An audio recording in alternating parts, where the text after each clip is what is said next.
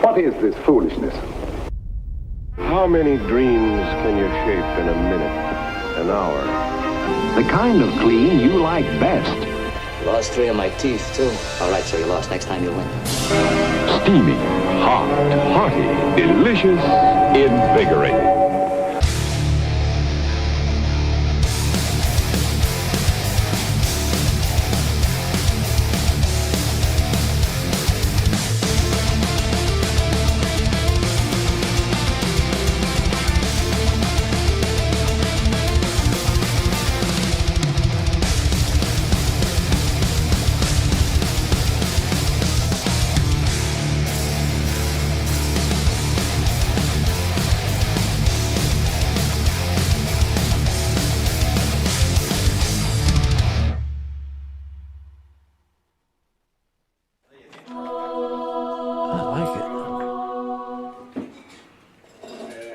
He's rearranging. He's decorating. Okay. You hear that shit? It's a beer popping up. Mike, we're live. I know. Oh, okay. He's busy. There you go. Folks at home, how you doing tonight? Hope you're having a wonderful Sunday. I know we are. We've got a really, really good show lined up for you tonight. This is a special one. We've got Matt Foreman joining us. Matt is a retired Navy SEAL. He's going to be talking about an organization called Blue Force, and they do conservation like no one does. Very unique conservation, unique way they do it. Can't wait to talk to Matt. We also have good friend of the show, good friend of ours, Luke Dunkin, coming on the second segment. And we're going to catch up with Luke, but more importantly, Luke's got a really big announcement that he's going to break here tonight on Ike Live.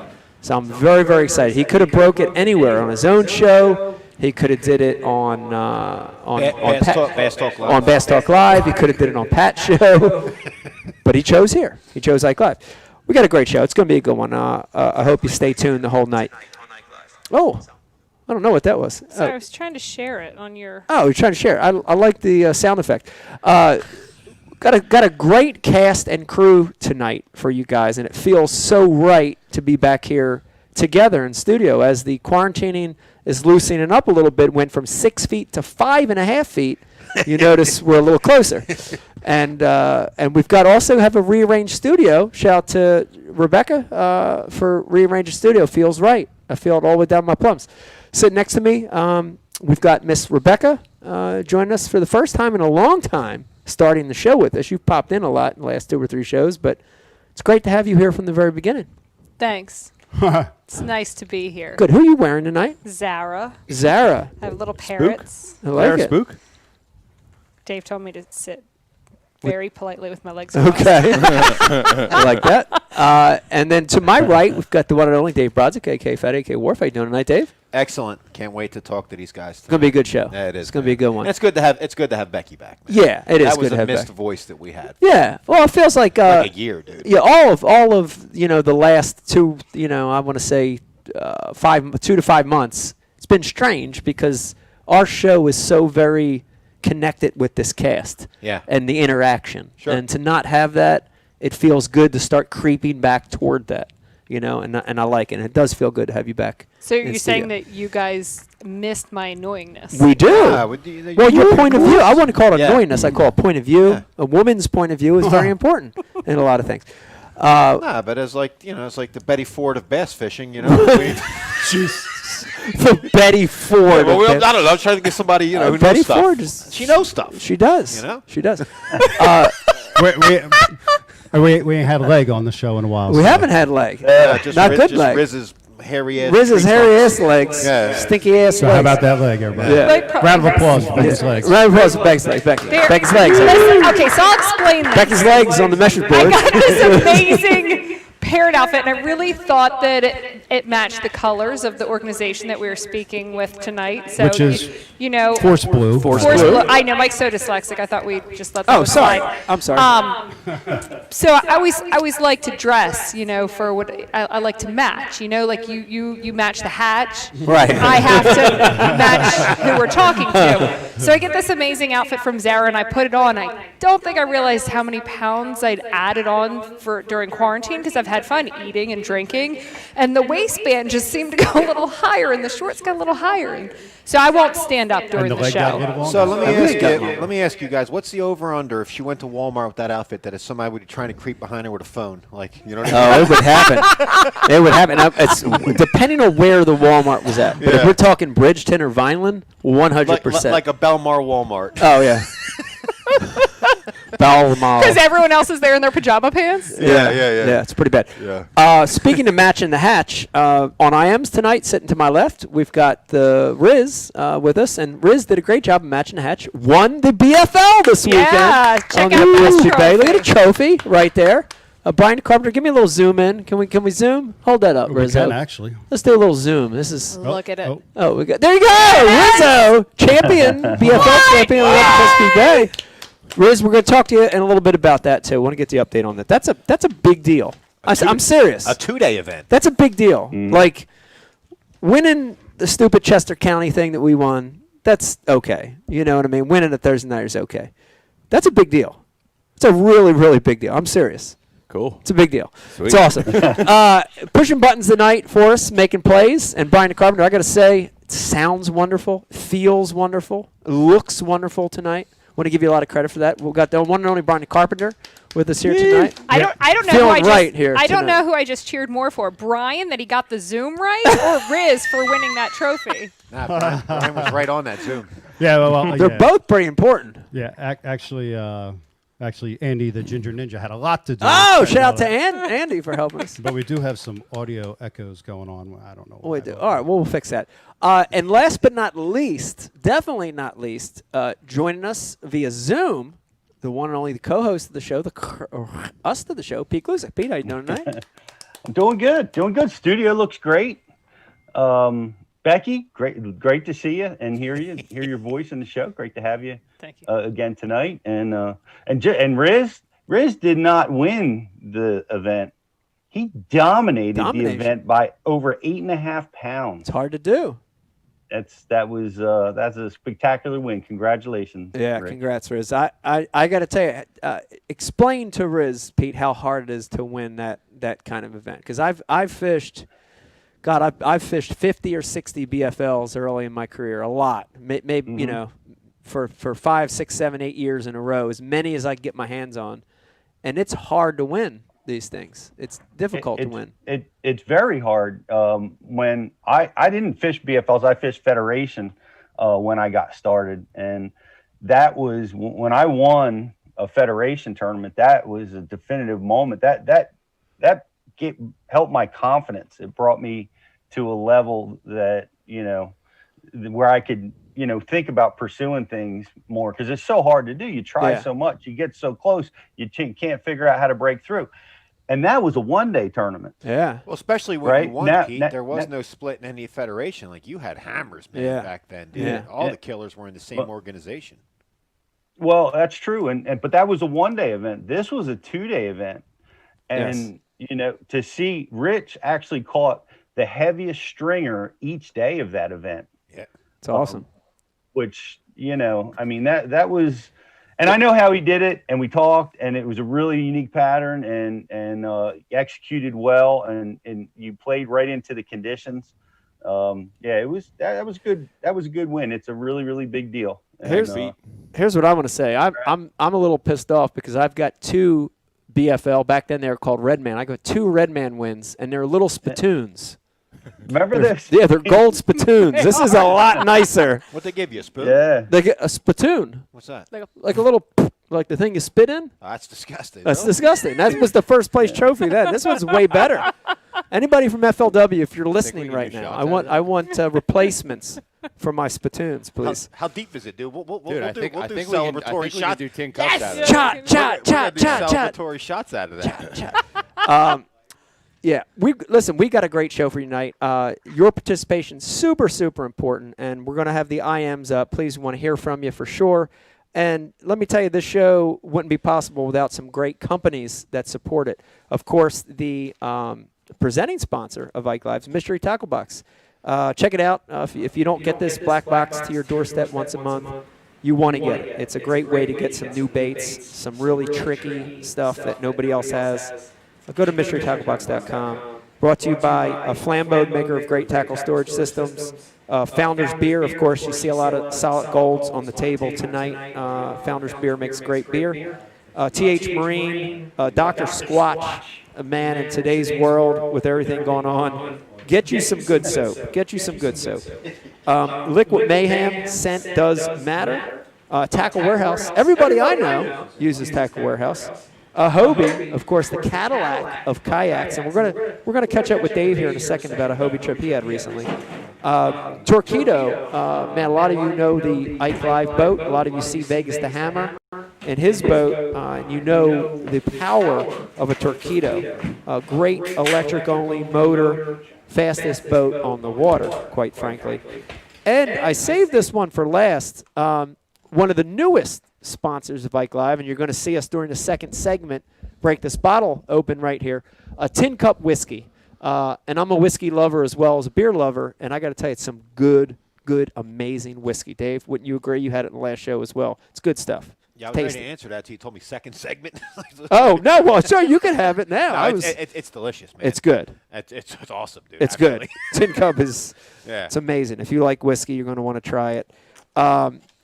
Want to where am I here? I hear Brian talking over there. He's kind of messing me up a little bit. Trying to listen Working through a technical thing. Oh, working through a technical thing. Okay, Dave. wow. So while we're working through this technical thing, you got a chance to go out on your kayak. But recently. we didn't preface it. You didn't talk about your kayak thing. Did I not? No, I thought there hasn't I did. been a show since then, has there? I don't know. Riz, Did I has talk there about- been a show since he got 12th place at the kayak event, or would this be the first opportunity? This is the first. Is it really? Yeah, this is the first. Wow. How about that? So why don't we pass it with that? That was Oh, awesome, dude. all right. I forgot all about that. That's what the thing is. You have to have a short memory in tournament fishing. Well, you know, when you have a show once every 6 months, it's a little hard to remember what you talked about. we're trying to do once every 12 months, but Yeah. now we got it up to 2. It's like the State of the Union address. I know. Well, I can tell you, kayak fishing is really it's you know. I mean, we got a lot of people watching that kayak fish. Yeah. We have a lot of people watching and listening that don't get it and they don't kayak fish because they haven't gotten in one yet. Right. It is really amazing to be at the ground level with the fish. You know that fight. You know, seeing that fish in your face like that. The whole thing I love, but you know, this was the first chance I had to actually go and compete. You know, and go and do it the right way, right? So I entered this tournament. It was a Hobie BOS event. It was on the upper Susquehanna River. There was 112 competitors from all over the country. We actually had, I think we had Californians. We had people from Maine, people from Texas. But you had local hammers. And local hammers all mixed together. Yeah. Christine Fisher, all these anglers that are big names in the kayak world were there. So I ended up having about a day and a half to practice. And again, I wanted to do it the right way, right? Because I've heard other pros had fished kayak events before. And, you know, like they were getting this bad name because they were going out and practicing their bass boat. You know, they were just finding all these places. They were practicing for a week. Yeah. You know, and certainly here I could have borrowed a jet boat and spent 4 or 5 days practicing. And yeah. I decided I didn't want to do that. You completely could have. You have the means to Oh, sit yeah. there for an entire week. Yeah. You have a camper. No, for sure. Yeah. Yeah, I could have. But I didn't want to do it. I wanted to really compete the right way, do it right. So it was like a learning curve. You know, I had, you know, day and a half basically to practice and didn't really know the rhythm of practicing because it's so hard. Yeah. Because you can't do 80 to a spot. You have to pick an area. And then you got to sort of commit to it. Yeah. And then if you want to leave, you have to put it on the truck or put it in the back of the truck or put it on the trailer. You have to drive. Yeah. So anyway, fished the tournament. I had a solid tournament. I came in 12th out of 112. So I was really, really excited, really happy that in my first event I had a good finish. I had a money finish. like I said, learned a lot. Yeah. Learned a lot. Like there are 3 or 4 things that I will do better in the next one that I fish. So there's that, and then there's really just, and I told Beck this, there's the appreciation for these guys are good. I think kayak anglers, like these leagues sort of had, people were skeptical that, these are weekend warriors. They're not really that good. Yeah, schleps. Nah, dude. These dudes are good. The guy that won my event, Jody Queen, has won everything there is to win in the kayak world. So he's not a fluke. Christine Fisher had a 6th place finish. She finished, right there on the top. How about that? Had a chance to win. She's legit. Yeah. She's so good. And, I mean, that was a big eye-opening thing for me was that these anglers here are just as good as anglers in, It's just a different form. It's just a different format. That's all it Yeah. is. But the skill level is the same. And I had a blast. I cannot wait to do my next one. I really can't. What is the next one? Do you know? So the next one, they actually have 2. They have one on Lake Dardanelle coming up in a few weeks in Arkansas. Then they have one on the Coosa River, which is in September. Ooh. Yep. Down on the Coosa in Alabama. And then they have the final event, which is called the Last Chance Tournament, is in Knoxville, Tennessee. And it's probably going to be on the Loudon Teleco chain somewhere there. So, I know all 3 of those. It looks like my best chance to fish the next one will be that one.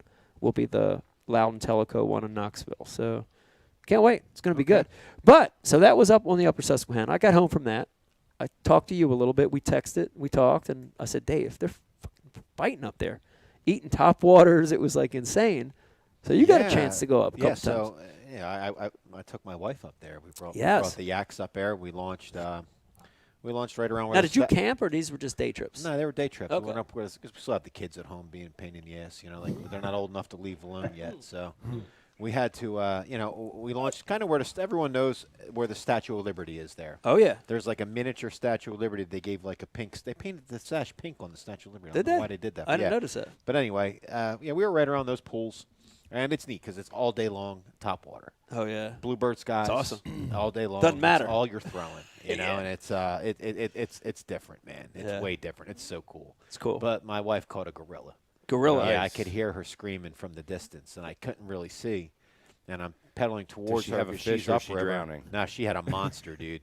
She got the best one. She had the biggest fish. Yeah, Wow. like a true 20+ incher for the It river, was which is a massive. giant. I mean, It that's a It 4 to was 5 pound so fish. Fat, like it was crazy, and it's what was the bait of choice?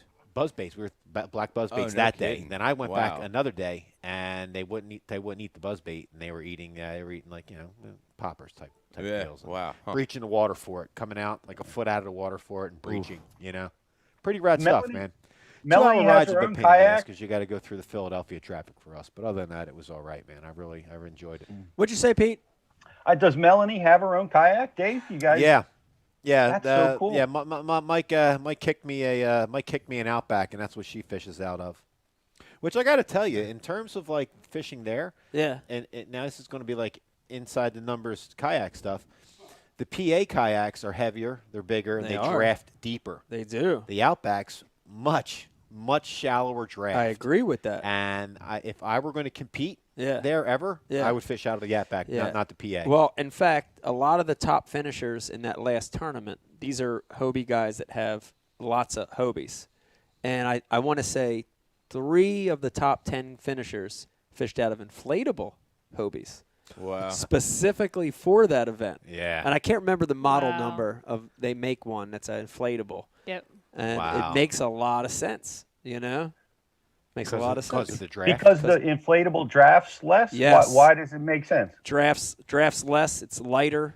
Yep. Okay.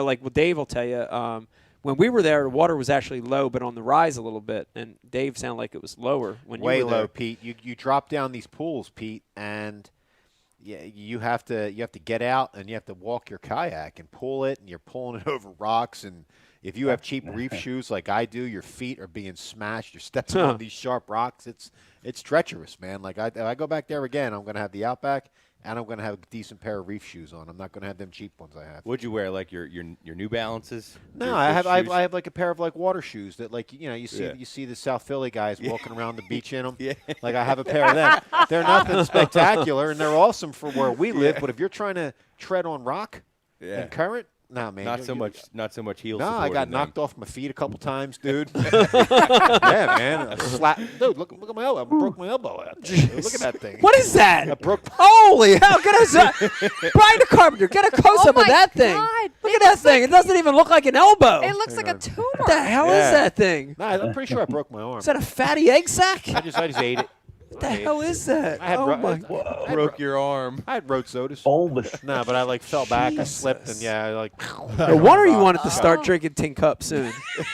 Got top Make end. No, it you know what though? sense I now. never had anything drained. I'm pretty sure it's mostly all fluid. You know, I gotta have that drained. It's probably. just a bit of Is a it flesh squishy? wound. Yeah, you can. Yeah, it, Is fe- this it a feels bit- like a fake boob. Oh!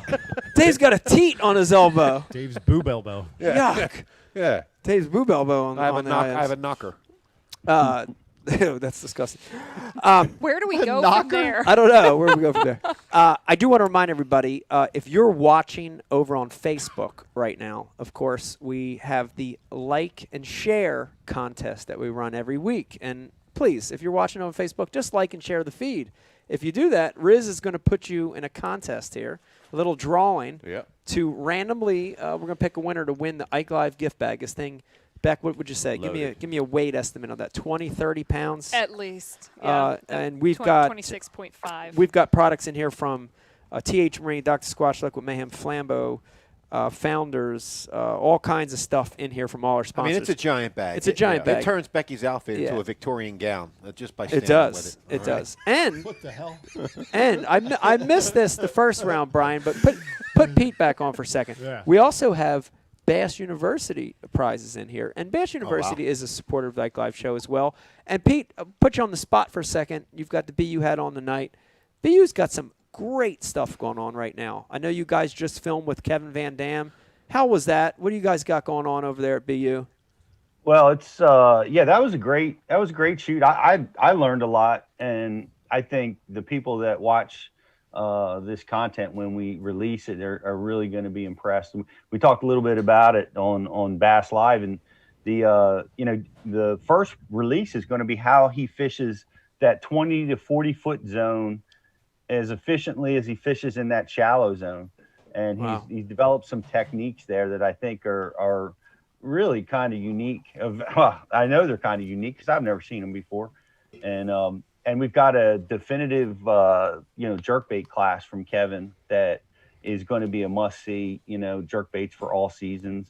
That's all coming. That's in the editing suites right now, and it's going to be released. I believe this week is our target for the first release. I think we're going to hit that on Tuesday, and that's what's happening. We've got the brand new app. If you haven't downloaded the app yet, do that. I know my partner Tim from this BFL is a longtime Bass University subscriber.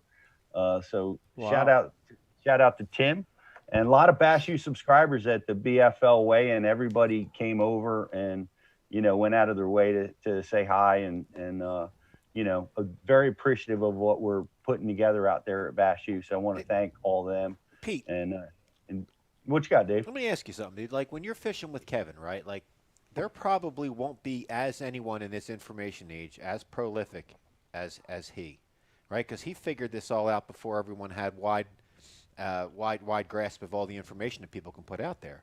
Like, what's it like fishing with like a dude that probably won't be duplicated, man? Like, are you starstruck by it? I am starstruck by him. That's one of the guys that I've always been, because I've been chasing him since the beginning of my career, and I've been fascinated by how he's been able to be so consistent. And I'd be honest, he moves a lot like Mike. Mike and him share a lot. That they move very efficiently. Like Mike moves fast, extremely fast, and never stops. Kevin, it moves efficiently and never stops. It's just nonstop movement. You know, one of the simplest things, Dave, one of the most impressive things that is just so basic and simple, he casts further than anybody I've ever fished with. Well, he's like Just flat 7'8". out. Dude, I think he's 6'2", 6'1", 6'2". He's like bigger a than minute that. bowl of bass Yeah. fishing. Yeah. I always thought Yep. he was, I'm 6'3". I thought he was bigger than me. Whatever. But I made him tell me about it. I'm like, Kevin, how are you doing that? Like, and I don't know that he really knows how he does it. Maybe he has like gorilla arms. maybe. His elbows are in, his elbows are tight, and it's all about rod tip speed. And he gets that bait. I'm telling you, he gets it 20 yards further than me on every cast. And he just does it over and over and over and just, makes it look effortless. Yeah. Alligator arms versus ostrich legs. That's a You really know what- you know easy, what- that's a really if there's anybody listening right now that's like, damn, how can I get better? That's such an easy measurable to improve your game. I mean, if you can cast 20 feet farther every time, Yeah. Well, his like deal there's was mechanics in baseball, there's mechanics in all sports. yeah, Like, his there's gotta be deal mechanics. was always numbers. If you can make more cast and you can cast further than the other guy, you got a way better chance of catching fish. Yeah. Yep. That's just simple mathematics. Yeah, but you got to reel it in 20 feet more. You do. Yeah. And so that takes and he longer. does, but he's triggering strikes during the entire cast. Like it's always erratic, it's always unusual. That was noticeable in his fishing organization. Like, I mean, that boat's been around all season, and his tackle, everything was in its exact place. And I struggle in that That's like department. Mike. And I was a great admirer of his organization. One of the things that was interesting, and Mike, I wanted to ask you this because I know I suffered like tendonitis for like a year. If it's a jerkbait tournament, oh my God, by the end of 4 or 5 days, like my joints are just screaming. He doesn't have any of that. Yeah. And as much as he'll jerkbait for like 7 days in a row, Yeah. and he doesn't have any discomfort, no pain, nothing. He's like a cousin. Yeah, he's like a cousin to Jesus or something. He doesn't have any facial hair. He's like Johnny Quest when you look at him. Dude. Like he's Johnny Quest. like he's perfect. That's a strong pull, dude. Wow. Johnny Quest. Pete, what kind of hair gel does he use? He grills a mean burger too. Of course he does. Of course he I does. bet you his avocados grow the size of freaking softballs. It's a good possibility. But champs are champs, right? Like he's a champ. Yeah. You know what I mean? Like, Yeah. So, Well, that's so awesome. Beck, That's you what- got the that's fruit that's flies what's too, happening huh? to Bash you. Yeah, you see me picking them out of my drink? Dude, they're unbelievable, Yeah. right? Yeah. What are Is you everybody, you got fruit Oh fly yeah. Fruit invasion, flies. Dave? Fruit fly invasion. No, Right what are you now. talking about? Fruit Like, flies. like, how are they up here? They- How are they possibly up here? Ah, They found my house is beer. invaded. It's one my- on my beer right Like, there. where do they come Enjoying the founders. Nah, but He's drunk. He hey, just had guess some founders. what I got to see? We got so people listening. We got this invasive Japanese moth called the spotted lanternfly. Right? Listen. That's the moth we saw, No, Brian but the they're- You're Carpenter. supposed to kill them, right? Yeah, you're, We you're weren't They're killing- gone. They're like snakehead. but We listen, saw thousands. They're very clumsy. Guess what I got to watch? I crashed into a bush with my kayak, and 2 of them fell out and landed in the water. Bluegill. I watched bluegills because they don't have agility. And I watched the fish smash them. So the bluegill ate them? I don't know what ate them, but they got slapped. Okay. Yeah. We saw But they got bluegill. eight? We Yeah, they saw got eight. bluegill getting them. Okay, because But when they're clumsy. Like I was at Merrill like a week Yeah. ago. It was after the time I was with you, Mike. Yeah. There was 100,000 of them on the water. When I was there with Taylor, by the end of the day, like it started out in the morning, there weren't that many. By the end of the day, they covered the entire freaking lake. I had them riding up my line and jamming up my eyelets on my rod. how's that even happen? They're just bouncing off you, they're landing on your shoulder. As the day went on, they got bolder and more attitude. How is that? I gotta sit in my More garden for attitude. half a day to see one hummingbird, and these things are just reproducing like rats. Dude, there was like literally 100,000 of them. Wow. Or They more. must not be eating them in Merrill. Them I'm spoiled. surprised the weren't. smallmouth aren't coming They up weren't and eating popping them. And when they weird. hit the water, there was a little oil ring come off of them. Little maybe- tiny faint oil Maybe ring. it has something to do with that. It might. That Maybe they don't figures. taste good. Totally figures. Wow, it's crazy. I do want to. I know we're doing a lot of catch up here, and I can't wait. I can't wait to talk to Matt here Digression. in a second. But I do want to take a second, and since we got Pete and Riz here at both the same time, how'd that tournament go? I just want to get the load on because both you guys did not have a lot of practice for this event, right? I know, Pete, you had a couple trips out in the river. Riz, you had about a day or so to practice. That was it. Yeah. How was the tournament? It's extremely tough. Give me the update on this event. Well, I'll go first. I'll let the champ close on this one. But yeah, the bay was actually fishing. You know, I had like a day and a half of full out practice is what I had. I broke the boat in, and which was awesome. The Bass Cat with the Yamaha was just you know, amazing tool. But I fished down to Sassafras, checked out some water I hadn't been to in quite a while, and but the flats were really putting out some quality fish. And I felt that I had found two groups of fish that were going to be very competitive in that tournament. And we got a pretty strong southwest wind that kept the tide up. When we launched, it was almost in the parking lot, the water level. And you know, that really, you know, for the areas that I was fishing, you know, I knew that was going to be trouble for me. So I knew to scramble, and I just I scrambled and did what I could, and you know, kind of rest. I spent a little bit too much time chasing those grass patterns that just would not materialize because the tide wouldn't go out for me, and it wouldn't concentrate the fish. So I scrambled. That's how I caught my fish. I mean, I just junk fished high tide patterns, and caught what I caught. It came up a little bit short of the cut, but that was tough. It reminded me of what you guys faced when the elites were here, where the flats just, you know, were not a dominant factor in that tournament. Yeah.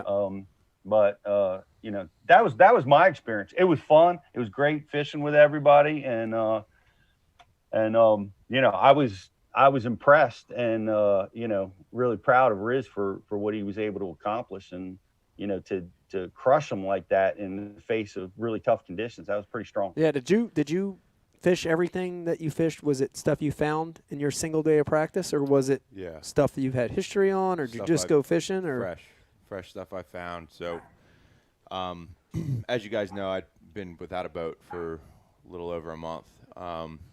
Thursday night, and shout out to Jim Schmucker's Fiberglass Repair. Those guys stayed in the shop and got my rig squared away. I didn't go pick it up on Thursday night until 10:30 at night. And so I ended up rigging the boat until about 2:30 in the Wawa parking lot, because the light shines down. It's so bright. I don't have lights in my driveway. So I ended was that Pete's favorite Wawa? This was Riz's favorite Wawa. Riz's favorite Wawa. Right. Shout out to Wawa Lawnside, White Horse Pike. So I got the boat rigged by like 2:30. Did they come out at any point? No, I put it in the. I parked long ways in the section where they had the cones, so that, you know, that there was nobody servicing that area. they just left me alone. They're used to seeing me. But so they bring you out a hoagie? No, a cup of coffee would have been nice, but they didn't. Maybe next time. So I got the boat rigged up by like 2:30. Hopped in the truck at like 4 and went and fished from dark to dark on Friday. Outran storms all day. Found 2 areas that had fish, you know, and just rotated between the 2. I had one real good area on the flat, and then one area off the flat, you know, a backwater area that had fish but didn't quite have the same size as the flat. So both mornings I started out on the grass. You know, you always said start on your best stuff. Yeah. And day one, my first bite of the day on my best stuff was a 411. Oh my God. And then I went about an hour and a half without a bite. I let the tide get running to what I had the same practice when I found the backwater area. When I had the tide running out, I was able to get bites pretty consistently on a clear cut pattern. It was identifiable of, okay, this is how I'm going to catch it back there. Right. And pretty much as soon as I got into the backwater stuff, I filled out my limit. Well, I didn't fill it out right away. It took, you know, an hour or so, hour and a half to fill it out. And I had in my head on day one that I wanted to be back on the flat by 11:45 a.m. because we had until 2:45 to fish, and the water would be running out. So I got back out on the flat day one, called out everything that I caught in the backwater area except for one fish, because I caught one in the backwater that was like a 4.5. Wow. but the other 3 were babies. Yeah. And so I got rid of them on the flat. And then the second day was the same deal. Today I started out on this little key area that was actually a hard grass edge that was really unique because the grass edge formed a horseshoe. And so everywhere else on the flat, if the tide is going in or the tide is going out, you can predict what way the grass is going to be laying, right? Because you know what ways the tide's running.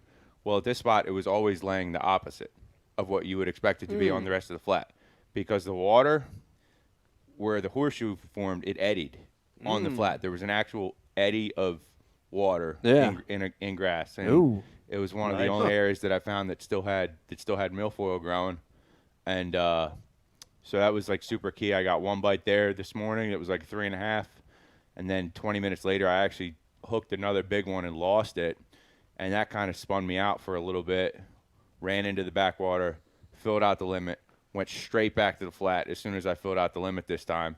And then slowly started picking away. And late in the day, I was sitting on about, 11 pounds or so. I made an adjustment to the other side of the grass line and switched over from a chatterbait to a spinnerbait, and actually was burning it on top like you do fishing for smallmouth up on Champlain, just cooking it. Yeah. And as soon as I started doing that, I had a 3.5 just absolutely torch this spinnerbait, just knock it backwards, and dug into it, got that one in the net. That at that point I didn't realize that I was going to win by 8 pounds, but I thought I was going to have another bag to win. So at that point I was like, all right, I got a shot. I still got to get rid of 2 more little ones, but if I get rid of one of them, I'm in good shape. And I kept going down that grass line and got rid of both of them. And on the third one that I caught, I just, it went in the net, hit the bottom of the boat, and I just collapsed. That's awesome. Riz, can I just bring you back? What kind of kit did you run on the spinnerbait? Like what kind of line? What size was the blade? So I throw a 7'4" F9047 4B cash and rods. It's a medium heavy. It's a medium heavy with a fast tip. It's pretty parabolic. I use that rod for my chatterbaits, my spinnerbaits, my traps. I throw a Senko with a big weight on there. What size line? 15-pound Berkeley Trilene. How heavy was the blade? Half. What made you want to wake it? Just because there's so much. So the grass was like a hard wall, like a straight up wall of grass, and then there was like a shelf. It was like a wall, and then 3 or 4 feet down there was like a shelf that kind of tapered down. So I had my boat in 6 feet. I was casting to the edge of the grass, and I knew that the fish, should be on the edge of that grass because the tide was low. So if I let it get down too far, I would just get hung up in the grass, and just be fighting it. So I was like, I'm just going to burn it like I'm fishing smallmouth or something. And, I had started off kind of slow and twitching it, and that wasn't working. And then literally the first cast that I just started steady reeling, it just got torched. It just got absolutely blitzed. And that's cool. So, that was when those 3 bites hit the net, I knew that I was in good shape. And it was like I literally collapsed after the third one. I just, laid on the deck of the boat for a second, and my co-angler, he looked at me, he's like, you got this. The guy I had today with me his name is Mube. He's been doing this for a while. He's seen, probably highs and lows in it. And, so when he told me that I probably had a good shot to win, I felt good. I left the spot with 30 minutes to go, took a nice slow boat ride in. You know what I mean? That's good. I like it. Pete, there was no rooster tail going 65 this time on the way in. It was trimmed down, just kind of easing on through the Cadillac waves. ride in. Yeah. That's awesome. So I've never seen this in Riz's boat. Slow moving Riz's boat. yeah. That's awesome. Any smallmouth caught? 70 or 0. No. No smallmouth. Pete, no smallmouth. That's my big regret, Mike. And as I, chew on it, that I had found some smallmouth that I never fished during the tournament. I just felt like, I misplayed I thought it would take more weight than it did to make the cut, Yeah. So that was error in judgment of me not going for smallmouth purposefully. So I never made a cast for him during the tournament. How about that? I don't know about the other guys. Interesting. I was close enough. I was fishing close enough to the Susquehanna River. I did see a few boats venture up the river. Right. Did you guys hear what Rich caught out on the flat? Oh, On a chatterbait. No. caught a walleye. Yeah. Wow. Keeper walleye. That's great. Yeah, he's gonna catch the grease tomorrow night. Wow. Yeah. That's crazy. Yeah. Very Yep. interesting. Must have drifted down. I don't know. And he paid the price. He did. Yep. He ate that chatterbait. Paid the price. And you're around the winning fish when there's walleye in the mix. That's right. Out there. Yeah. Everything's right. out there. Wow. Catching everything out there. Believe it or not, the walleye was actually as far east as you can go on the flat, like as far away from the river as you could be. Wow. Yeah, like in eelgrass. Like bizarre. Maybe it was a weak fish. That was definitely a coming walleye, up from Maybe it was a Baltimore. Coney Island whitefish and you didn't know. Yeah, yeah. Could have been. Team No Fish says, Eat that Riz, up. did you break dance? No, I didn't break dance. Yeah, an Should've. Italian walleye's a weekie. All right, now we've literally caught up with everybody else. Beck, we're gonna take a small break and then we're gonna get to Matt finally. Before we do that, though, I do want to catch up with you.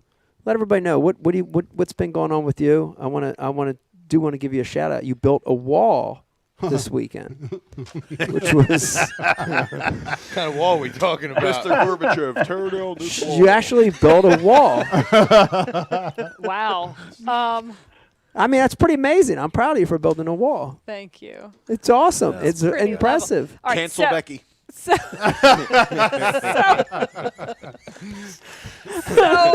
I built a wall because we decided a year ago that we were going to build a pool. Right. We should give the backstory. Right. Oh yeah. So Oh, this isn't a wall to keep Mike's friends from getting in the house. now that's coming. Oh, I know. It's going to be a lot taller than the wall. She's even going to have a T-shirt, keep Mike's friends out again. I don't really actually need a wall. All I need is a sign that basically says, like, beer and boobies this way. And you guys be like, oh, okay, right there, really. And then just drive the other way. Beer and boobs. So, anyways, we decided to put in a pool, sign the contract in like December. Of course, COVID hits. We don't get the pool. It finally start the pool. The landscapers finally start, and come to find out, I will take the blame for this. I hired the world's worst landscapers. Shout out to the worst landscapers in the world. Like, You got their it's card? still not finished. I still haven't heard from them in over a month. Like, I mean, I could go on. This was a nightmare. And but one of the things that kind of needed to happen was the backside of the pool to where the drive is that comes out of the back of the barn was just a slope and needed to be held up, or the dirt and the mulch were going to erode down into the drive, what have you. So I decided I'm just going to build this wall. No one else is going to build the wall. I'll build the wall. So Mike was fishing Sunday. I got my cinder block and everything and all my stuff, and I dug it all out. I leveled it, and I got all the cinder blocks placed and level and put the coping on the top. Yeah. And It was really impressive. I'm telling it, Dave. It was like, you're handy in your yard with landscaping shit too. And I got back. I fished all day with Riz last Sunday, and I got back, and I was like, holy hell, did you actually do? You know what I mean? I looked at him like, did you actually do that? It's level. It's beautiful. It just blended in. I'm like, damn. it's 28 feet of wall. It's pretty I impressive. just don't know who told you how I get into the backyard, because I went around to come here today and I found a wall blocking my entry. Like that's how the friends enter the yard. Like she blocked off our only way in, dude. Like I didn't even know. Now I know the backstory to it. Oh, that's funny. Yeah, man. But yeah, so I built a wall. It was now awesome. the worst part is that the next day, the builder brought sod to help me cover up the Kneel construction before zone sod. Get rid of our tracks. that we still had. Yeah. But I didn't realize how not strong my hands are from lifting all those cinder blocks. So Yeah. I'm like trying to roll sod out the next day and carry it. I've like that. What's that muscle? Your thumb muscle? That's the corporal peachialis. Yeah. Wait, really? It was so You know that? sore. Oh, I'm impressed. Dave. I could grab nothing. Somebody Google that. Corporal. There's no way that's true. Corporal Pete Corporal Ellis. Pinky Ellis. No friggin' Ellis. way. That's more It Dave sounded bullshit. really good though. Damn right. That would have been better if you it was this. No, I just thought of carpal tunnel syndrome, and I don't know, I came up with Peaky Ellis. Yeah, boss, your corporal. Yeah, you get the corporal Peaky Ellis. Brian, real quick, too, I did want to catch up with you. You've been fishing up Merrill a lot lately, including today. You got to fish with one of our old really good friends, still our friend, Eric the intern. I did. Shout out to E, if you're watching, and got to run the Torquedo for a few days. That's pretty awesome. Oh, dude, yeah. Ran the heck out of it today. Ran it all over the lake, chasing them. Run it down to 0%?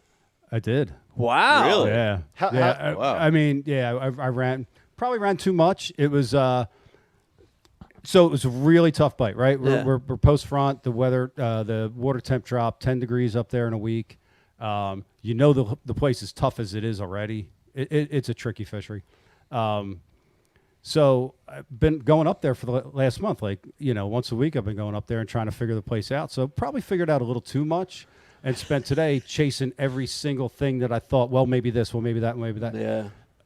Buddy Jesse McGee, shout out to Jesse, second time up there, put the trolling motor down and just went down the bank around the lake until it was time to head back in. And got 3 bites, 3 good ones, 3 smallmouth for 12 pounds. Wow. What was he, just netting or dropping or drop shotting or? I know Jesse, probably spinner baiting, huh? I think one of everything. Wow. Like I said, junk fishing. I know he got one on a spy bait. Wow. On a duo spy bait. And on the bank? Is it like bluff or? Dude, it's deep. Okay. Yeah, 20 feet off the bank can be like 40 foot of water in some spots. Is there grass? There's some grass. Sounds I fished every single bit of that grass today. Well, how'd you and stepson do? Did you get any? We did. Me and stepson got 3 bites all day, and put 2 in the boat for about 4 pounds, and that was good for nothing place. 3 boats came in with 3 fish. Valdez and Stu went up, and that was Valdez's first time. Stu's second or third time, and they caught 3, and Johnny was, dude, check us out, was free rigging the bellows gill. Ooh. Yup. The medium size? The medium size. 3.8. Did Johnny and Taylor? Did Johnny and Taylor cash? No, I think they didn't. Oh, okay. They had 3 for like 4 pounds. Well, good job anyway, Johnny and Taylor. But Stu threw the big glide bait a lot today, and had like 5 or 6 followers. Stewart in the trees. I fished with Jesse before. I like him.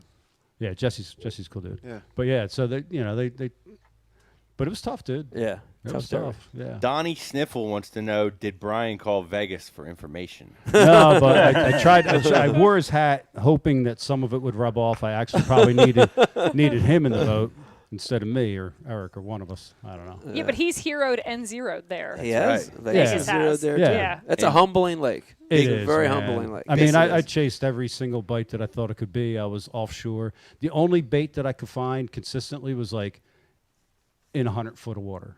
Wow. 30 feet Yeah. down. Right. But like nothing that, and if the fish were out there underneath of that, I don't feel confident enough to try to target them. That's Right. neat on a haystack for me at this point. Yeah. You know what I mean? I still got to get more dialed on electronics to be able to fish that. Right. Brian, Big Nasty's worst nightmare says, stop giving up the juice. The juice. Giving up the juice. That's what we do. There you go. There There's you the go. juice right there. Brian, let's do this. Why don't we take a break? We're going to take a break. Why don't we take a little break? Let's take a Hang in break. there with us. We're going to take a break. And when we come back, we're going to have Matt join us. Foreman. Matt Foreman's going to join us from Force Blue. Force See, I got it Blue. right that time. Derek, Said it the oh, right yes. way. And want to remind you, we are drinking Founders Solid Gold tonight. Founders has an app. It's the Founders app. Go download that. When you download the Founders app, they're going to let you know the closest place to your house where you can get some of this delicious beer. Yes. So hang in there with us when we come back. More Ike Live. Woo! 4.5-inch drop shot worm, Bama bug. Finesse jig, PB&J, give me something hard. Hey, Yeah, it was neat. KBD here. Now, I didn't always know this much about fishing. 4-aught EWG worm hook. In fact, there was a time when I couldn't tell the difference between a jerkbait and a stickbait. But then I signed up for Mystery Tackle Box, the original monthly tackle subscription. And now I know more about fishing than I do about calculus. And he knows a lot about calculus. Plus, I get amazing extras like free fishing magazines. October 2016. Featured article, 4 places to throw a frog. Exclusive decals. zombie bass, and how-to videos for all the great baits I receive. How to tune a crankbait. Is that underwater footage I smell? I got goosebumps. So if you're looking to develop enhanced fishing abilities like me, or you just like getting new tackle every month, go to mysterytacklebox.com and get your box today.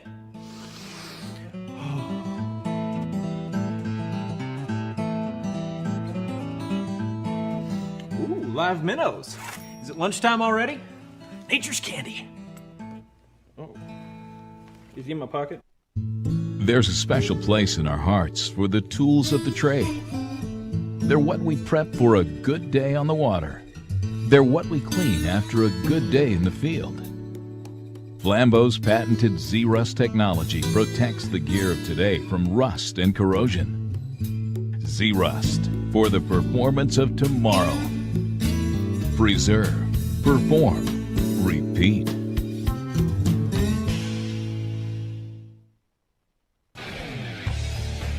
You work hard to catch your fish. TH Marine has two products to ensure your fish survive. The Oxygenator injects 100% pure oxygen into your live well. That increases fish survival by 35%. For the perfect combo, add G-Juice Live Well treatment. It calms fish, stops bleeding, removes ammonia, and replaces slime coat. Get an Oxygenator and G-Juice and keep your fish alive.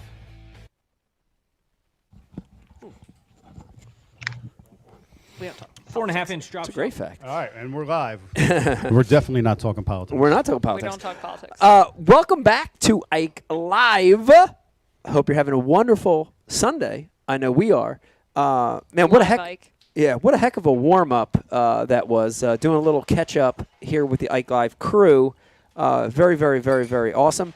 During the commercial break, I don't know if you got to see it, but we had a Flambeau commercial in there. And I do want to just say real quick, Flambeau has 2 new boxes out going on right now. They've got a Blade crate and the Crank Bank. Blade crate, Crank Bank.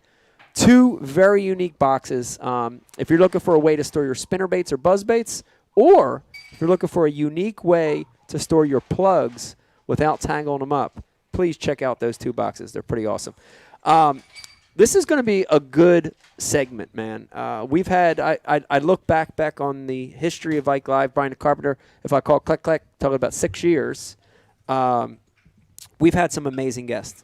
We've had some amazing guests with some great backstories, doing some amazing stuff. And the ones that stand out always seem like they're like a lot of the military guys we've had on. Mm-hmm. Their background, what they've been through, but the biggest thing is the conversion of what they're doing now. It's always so awesome. It's always so awesome. And I cannot wait to talk to this guy in just a second. We're going to be talking to Matt Foreman in a second. Before we do that, I do want to talk, speaking of military, I want to thank our military men and women, active and veterans. Thank you guys for what you do. It's a crazy world. Also, shout out to our policeman, Dave, our fireman, our EMT, first responders out there. Thank you, especially now with everything going on. We really appreciate your service. Yes, yes. It's a strange world right now. Yeah. But let's, Brian, let's dial up Matt. We're ready. Awesome. We're ready. Joining us now, so excited. Cannot wait to talk to him on the phone. We've got a retired Navy SEAL, just a hero of everybody, especially ours. We've got Matt Foreman joining us here on Ike Live, joining us right on the show tonight. Matt, how you doing? Doing well. Thanks for having me. Can you guys hear me okay? We hear you great. We hear you great. Thanks for joining us on Ike Live. First thing I want to get right off the top of it is Dave Brodzik and Brian the Carpenter were reading your bio, and they're mad at you because you get to live in the Florida Keys. You get to work and live in the Florida Keys. So they're very upset with you right now. That's their dream, you know? Yeah, I get it. I mean, I got there the hard way. I paid my dues. I just retired a little bit over a year ago from almost 23 years in the SEAL team. So wife and I decided this was a good place to kind of slow down the pace of life a little bit. Yeah. Enjoy time with our family. Yeah. We got 3 boys, and we're doing it out here on the water every day. Did you already have the property, or did you buy it recently? What's the deal with that? Yeah, I bought it about 5 years ago, Okay. but we just retired, like I said, June of 2019. So really last summer I was still an active duty SEAL. So I started my own charter business down here in Islamorada, and I wasn't busy enough. So I'm also a full-time college student now. Wow. And then like you guys know, I do some volunteer work with some great organizations like Force Blue. So we got our hands in a lot of things down here. It's been fun. One more question about Islamorada. I always wonder what it's like. Like, I don't know how old your kids are, but what's like with school down there? Like, are they decent schools? I mean, I'm asking because we're always looking to move. And He's been saying this for 10 years, and he's still in Jersey. This is his dream right here. True. Listen. Yeah, I tell you what, it's we have 3 boys, 15, 12, and 10. So we got our hands full. We got everything from elementary, middle school to high school. They're still on virtual right now. We're kind of like everyone else figuring out what's going to happen. But we've been really happy with the schools and the Keys here. Okay. And I can't say enough things about living here. I mean, yesterday I was in the Everglades National Park, guiding a couple from Tennessee, catching snook, you name it, triple tails. Today I was scuba diving out of the reef with my 12-year-old while my oldest son was out catching blackfins and mahis out front. So not a whole lot of places in the world where you can go from, backcountry, skinny water to offshore, in the same day with some scuba diving in between. So I can't say enough good things about Islamorada. Wow, that's awesome. It's a dream for a lot of people. I know, Becky, we love it down there. We go to Key West almost every year. We love it. We love the lifestyle down there. We love the fishing down there, especially. It's great. Matt, I do want to talk a little bit about your backstory. And like I said, we've had some amazing, very special guys on this show in the past. We've had guys from a lot of different branches of the service. What's your story on how you got there? Because we've talked about it so many times that it takes a very, very special person to join the service. It takes a very special person to work the way up to the ranks and to get to that level, to get to be a SEAL. It takes a special kind of guy. Was it always growing up? Is it something you had on your radar? Did you fall into it a different way? How did you get to be in the Navy? I was just told if you're going to be stupid, you better be tough. So I figured that was a good path. In all seriousness, I grew up in Virginia Beach, Virginia. Right next to Norfolk, largest naval base in the world.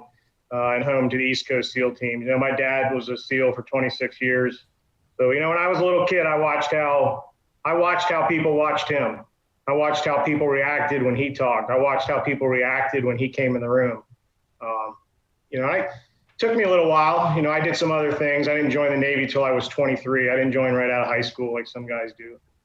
But it was always in the back of my mind. It was always something that I was interested in. Yeah. Growing up with a dad who did it, it's a special thing. What was your MOS when you went in the Navy? What was like your real Blue Water Navy job? Yeah, so I went to radio MNA school immediately after boot camp, which was about 14 weeks long. And then from there, I went straight to BUD/S. So I went to the school. They don't do that anymore, but back in those days, they gave you an MOS or a rating because statistically, you're not going to make it through BUD/S, and they had to have something to do with you, if you got hurt or quit or what have you. So I went to the school, but I never performed the job. I went straight to BUD/S, and I was a SEAL for. So when you were in BUD/S, did you get extra razzed because your dad, or did they stand off for you because of your dad? No, I didn't tell anybody. That would have been a fatal mistake, probably. Yeah. So I don't think anybody found out until probably the day of our graduation, to be honest with you. I mean, my closest friends knew. My closest friends knew, but they were sworn to secrecy. Yeah. That's pretty. No, 'cause I taught at a police academy. That's actually pretty amazing that you were able to keep something like that secret in such a small community, man. No, I never thought it would work, but it did. I mean, I can't understand. I can't overstate that enough. Like like in that community is way smaller than the law enforcement community. For him to keep it secret that his dad was a 26-year vet, and the instructors didn't know. Not only did I not want the extra attention. Yeah. I never wanted anyone to say, "Hey, you made it because of your dad." I never wanted anybody to say, "Hey, they looked the other way because of who your old man was." I didn't ever want anyone to be able to say that to me. Yeah. I kept it no close. doubt. Yeah. Now, Matt, I want to talk a little bit about your life as a SEAL, and I know there's things you can't talk about. I know there's a lot of stuff you want to talk about and you can't, but I want to talk about how you deal with the pressure, because we've talked about that before. we've had athletes on this show. We've had a professional fishermen at the highest level. We talk to them about the pressure, right? We say, how do you deal with tournament pressure? How do you deal with the fish changing, the changing conditions? How do you deal with, a swing, an at-bat, and you miss, and you got to get back up there? But being a SEAL, being deployed, dealing with the stuff that you guys, the situations that you guys are put in, how do you deal with that pressure? Is that a learned thing? Is that something you got better at with time? Well, I heard one of my very first COs, in fact, when I was a Bud student, he said the difference between combat and sports is in combat, you bury the guy who comes in second place. So we spent a lot of time training. Yeah. We spent a lot of time training, a lot of iterations. I'll be very frank with you. Nothing will prepare you for the first time when it's real. Anybody who says that it does is just bullshitting you. Yeah. Really, it comes from a lot of training, a lot of iteration, and building the right team around you. I had a lot of really good, especially as I became more senior, I had a lot of really, really good young SEALs that worked for me. I had a lot of really good officers that I worked alongside. I'm a retired Master Chief, so I was an enlisted guy. I'm not saying I didn't do anything, but those people made me look pretty damn good. Yeah. I appreciate every one of them. Yeah, the team was important. Yeah. The team was everything. We've heard that before too, Dave. There's a lot. Yeah, you have good guys under you. They can make you look like a rock star. You could be a good guy yourself with a bunch of dummies under you, and you're going to look terrible. Right. Right. Absolutely, and the team at home too. I've been married to my wife for 18 years. She went through a deployment and a little bit of time in the SEAL teams before we got married. But she's been with me the whole time. So really, without her, parents, kids, nobody can do it, regardless of the team you build around you at work. Yeah, you had an army. You have an army too, man. She was basically a single mom for a lot of it, For a lot of it, and she handled it like a champ. Yeah. So what stands out to me? You became a SEAL in '99. Where were you when the attacks happened on September 11th, 2001? I was in Hurlburt Field, Florida, down in the home of AFSOC, the Air Force Special Operations Command. And at that time, I was forward air controller, JTAC. So I was down there doing some training, call for fire with AC-130 and some of the other rotary wing gunships that they used to have down there. So we were down there training, and saw it on TV like everyone else. And we deployed about 3 weeks later. And it was pretty anticlimactic deployment. We were still kind of trying to find our ass with both hands at that point. But yeah, that's where I was. I was in Florida when it happened. Yeah, that's interesting. Now, I'm actually I don't know. I know it's a small community, but I'm actually reading Mike Day's book now, Perfectly Wounded. Mm-hmm. And I listened to him on Jocko's podcast, and that's what made me buy the book. Actually, was listening to his story on Jocko's podcast. But I always find it interesting to listen to warriors that were enlisted at the time it happened and where they were at and how quickly they actually got to be activated and sent over there. That's why I asked you that question. Yeah, things got real, very quickly. Yeah. Yeah. Let me remind everybody watching, you're watching Ike Live. We're talking to Matt Foreman. If you've got a question or comment for anything you hear on the show, please hit us up, and Riz is taking all the questions right now. Matt, I want to talk a little bit about the conversion because, again, we've had guys that have been on the show, and they've had an easy conversion after their life in the military to other things. We've got other guys that have kind of struggled. Talk a little bit about, now you're retired. You're doing some amazing things with Force Blue that we're going to be talking about in a second. How was your conversion? Was it an easy transfer over to civilian life? Was it a hard one? How was that for you? Yeah, definitely not easy. Yeah. After 2.5 decades, my entire adult life up to that point is all I knew. And retiring as a Master Chief, a lot of people just do like this when you talk when you're a Master Chief, that changes real quick the day you're not in the Navy anymore. So it's a difficult transition. You came home and your wife just did this. Yeah, she was never one of these. But you just go from I don't want to use the term, or maybe I will, on top to just kind of like, okay, now what? And then you throw in we kind of scrapped the traditional retirement plan, and we wanted to do something really cool for our family, for our kids, and come down here to Isla Mirada. So that, a little bit of self-inflicted,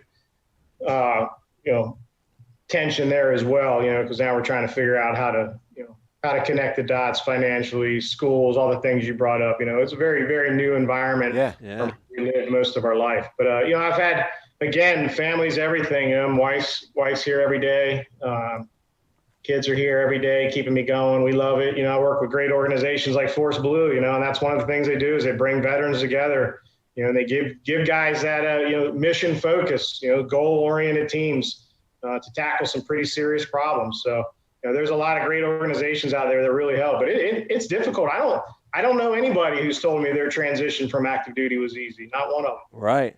Some of them probably had better plans than others. Maybe were set up financially better than others. But there is nothing easy about leaving a life of service and becoming a civilian when you're almost 50 years old. Now, Matt, let me ask you this, Matt. Like, did you have a moment where you were ever around a crowd of people when you first got out and you told a joke or you said something that normally would have made everyone laugh in your old life, and it was just pure crickets around a bunch of the civilians? Did you ever have that moment? Because it's I get that moment, and I probably talk to people sometimes, forgetting that I'm not a Master Chief anymore either. So, it goes both ways. Mike can slightly relate, though. I have to be honest, because I spend a lot of time by myself. Like, once the kids started school, I'm not going to say that I'm like a military wife, because it's not like he leaves me for 6, 12, 18 months. But there are long periods of time where I hold down the home front. And even when he comes home, it's like he runs through for a couple days and it's like Santa Claus is here and then Santa Claus leaves again. You know what I mean? And so we've never really been set up for him to have to be a full partner in a lot of the home stuff. And that's not a slight on him. That's just the way our life is laid out. So quarantine hits and he comes home and we're like, oh my God, he's home. And I have to tell you, there are periods of time, like between the kids, myself, Mike, that I think we all wanted to stab each other, because the kids and I very much have a routine. Sorry, babe. That's okay. We have a routine. You know what I mean? And I have to run a really tight ship because I have to run a business. I've got to get the kids to school. Now all of a sudden I'm homeschooling the kids. Like, it was a very stressful time. And now there's this person there who hasn't always played that role of like enforcer, or you know what I mean? Like, the kids get to use. He was Santa Claus. The kids get to use wire hangers now. Right? So I had to learn. One of those not too long ago, Dave. There's some crazy transitions that happen when all of a sudden that person is back in the house full time, because this isn't a role they've had. So for you guys, you moved and you took on this permanent role in your household that I'm sure your wife, your kids, like all of you had to transition to and get used to. It's a huge change. It's a change. And that's like, it is. And whether it was coming home from deployment and they're firing on all cylinders and you inject yourself right away, it can be very awkward. Especially when you come home and the house has been remodeled and you're like, whoa, what happened while I was gone? Afford this. So your wife built walls too. It's also been a blessing. The last year I'm here, we're lucky enough to live where we live and we're in walking distance to school. So I'm walking with the boys to school.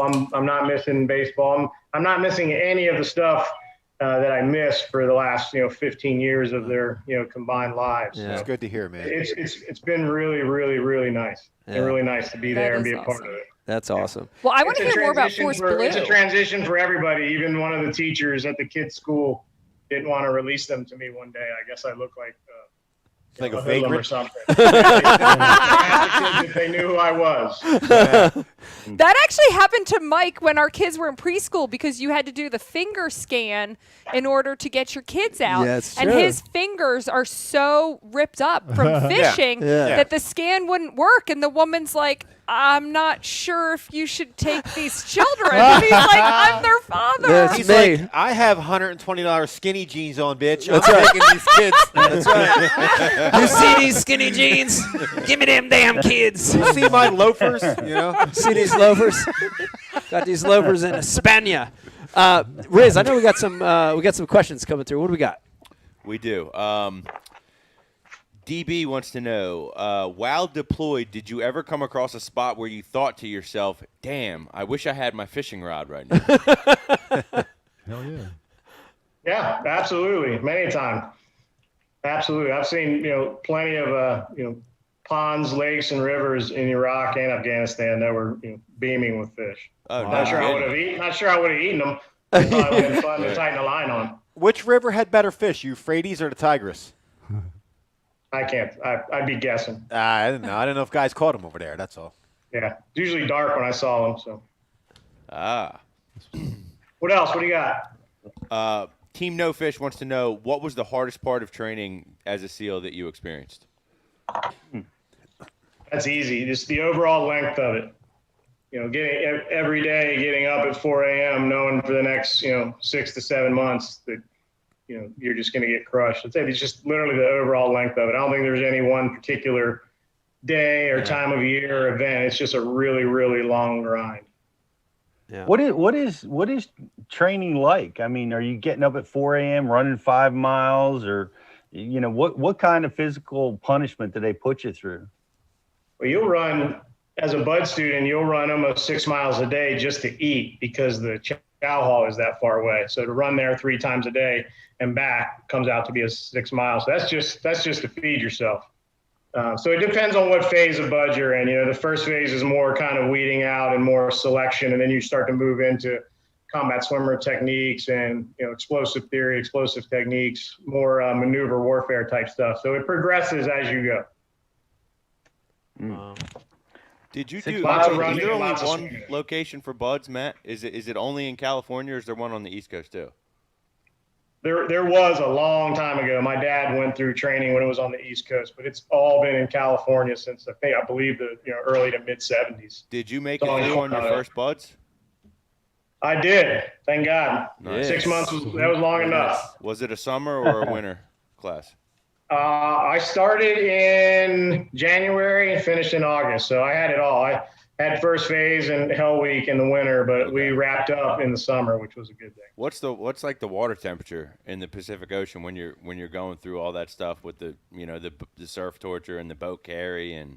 Yeah, it's the Pacific's cold all year round, but in the winter it's probably low 50s. I'd say maybe 50, 52 degrees, and then still only probably getting into the mid 60s in the summer. So it never really warms up like right. But your air temperature's got to be colder in a winter class, right? No question. Yeah. No question. Yep. Yeah. Okay, I'm such a pansy. The pool gets to 80 degrees and I turn the heat up to 90. Yeah. You are a pansy. Yeah, That's 52 true. is brutal. That's wow. cool. Yeah, the water here in Islamorada was 91 degrees today. Oh, in the winter. gosh. In the winter, it'll drop down to mid to upper 70s, and a lot of the people that have lived here for a long time will act like it's wetsuit weather. So Wow, it's all relative to where you live. That's crazy. All right, now I do want to dive more into Force Blue, Matt. You guys have served your country at the highest level, and now you're working with this organization called Force Blue, and it's great for us involved in the fishing industry, because what you guys are doing is super, super important. We do a lot of freshwater stuff, but in saltwater, what you're doing is critical. Talk a little bit about Force Blue and what you guys do. Sure. So Force Blue is a nonprofit. In a nutshell, it's we take veterans, military divers, ex-combat divers, whether you were a SEAL or, an Air Force PJ, combat controller, or Navy diver, what have you, any MOS in any branch that has divers, we build, purposely built teams to tackle specific environmental, marine environmental challenges, coral reef restoration, coral reef, replanting, outplants, sea turtle rescue. Really sort of the sky is the limit. Been focused mostly in the last year, me personally, with Force Blue on the coral reef restoration stuff. Yeah. So let me drill down on that. Have you noticed since COVID and the limited amount of cruise ships coming through that your reef's getting healthier, or is there any correlation to that? I don't know. I think it would take way too long, for that data to come through. I haven't noticed anything specifically. You know, a lot of the issues, you know, it depends on what you're talking about. But, you know, some of the issues that are destroying the reef are, you know, directly tied to sea temperature. Some of the issues affecting the reef are directly tied to, you know, bacteria in the water, you know, dirty water, if you will. Sure. Yeah. So it really just depends on where on that Florida reef tract that you're talking about and what the issues are. And a lot of people don't realize that's the only, you know, living coral reef tract in the continental United States, and how vital it is to, you know, really the economy, but, you know, much more than that. You know, that thing saves our ass from hurricanes down here. That's a breakwater 3 miles out to sea. That's knocking down a lot of stuff that'll end up in people's backyards if it's not here anymore. So there's a lot more to it than just not being able to go out there and see the, you know, the pretty reef and the pretty fish.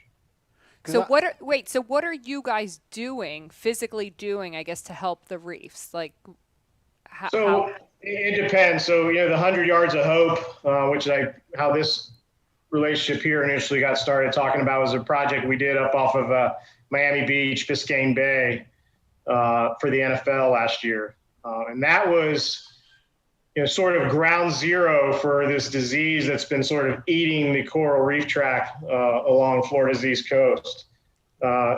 So, you know, with a lot of really, really smart people, you know, the group that we put together to do these projects, you become the dumbest guy in the room really quickly. Start bringing in the scientists and everybody who put this thing together. But essentially, for that specific project, we planted a coral reef in the dimensions of a football field, because it was in honor of the Super Bowl being in Miami and the 100th season of the NFL. So we planted a reef there, and those were corals that started out, you know, microscopic. You know, University of Miami School of Marine Science.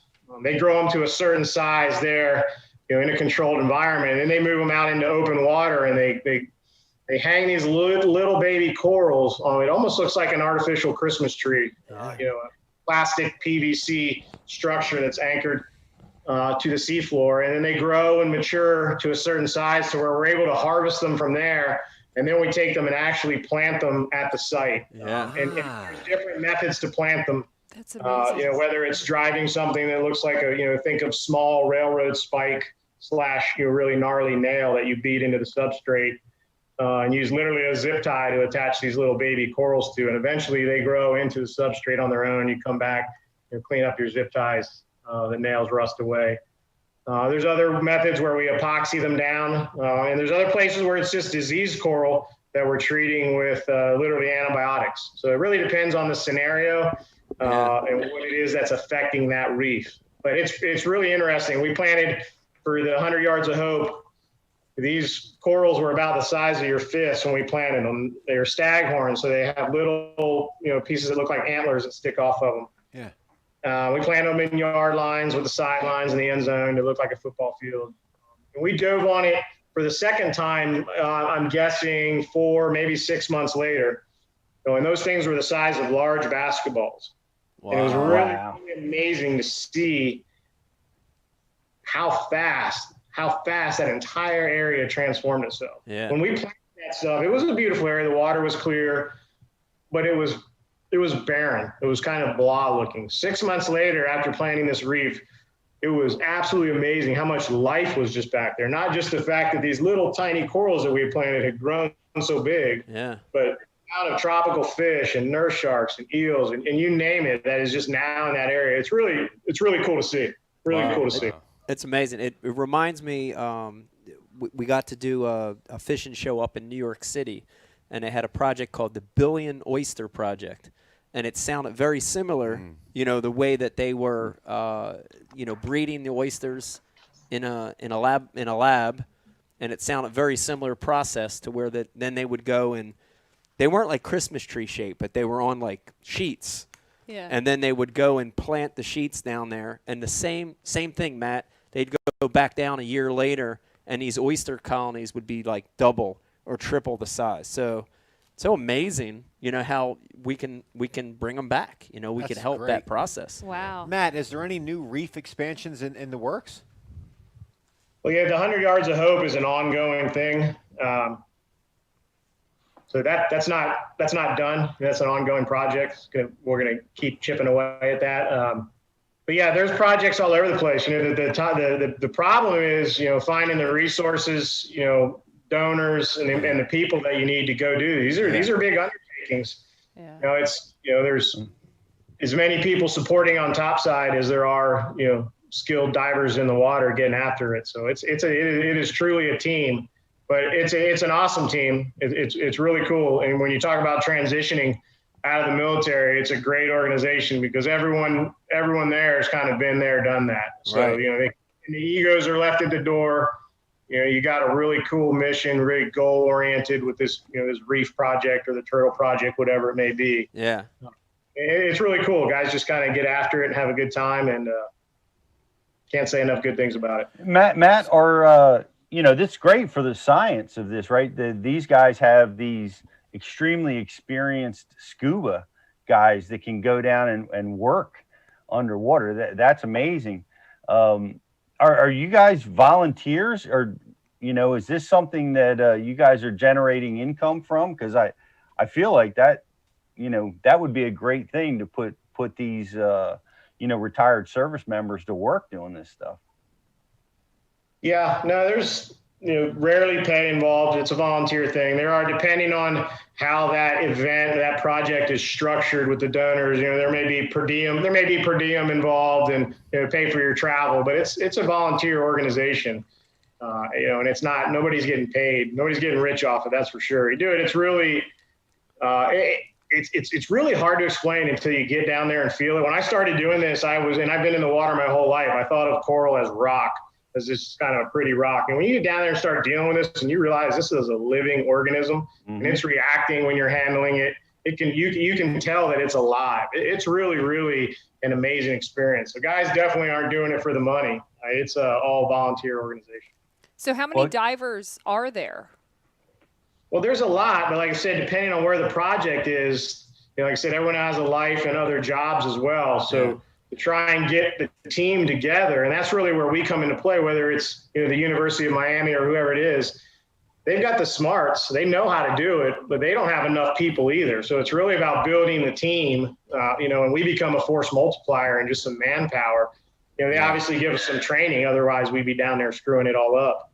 But we couldn't do it without the scientific backside of it, and to the scale that we're doing it, they can't do it either without the manpower. Wow. So it's a good relationship. Yeah, that's amazing. Well, it was actually Yamaha that introduced us. Yeah, because I know they do so much for ecology, and they work with so many different groups, and they want to make sure the waterways, and they're always on Capitol Hill trying to make sure that boaters' rights and the water and everything's taken care of. Yeah.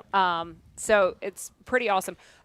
How can people get involved though? Like, so here's regular Joe Schmo. Okay, I can't dive. I can't, you know what I mean? Like, I don't live near where there would be a reef. Like, so how does the regular Joe Schmo say, how can I help Force Blue? Yeah, go to their website, www.forceblue.org. They've got a great website, lots of videos. So it's a lot of the questions that you're asking, or somebody who's just kind of interested or wants to be a donor, there's some great, media clips with video kind of showing us live in action of how that whole process happens. So it's pretty interesting, even if you don't end up pulling the trigger on the donate button. A lot of really good information on there. There's bios on, a lot of the team members.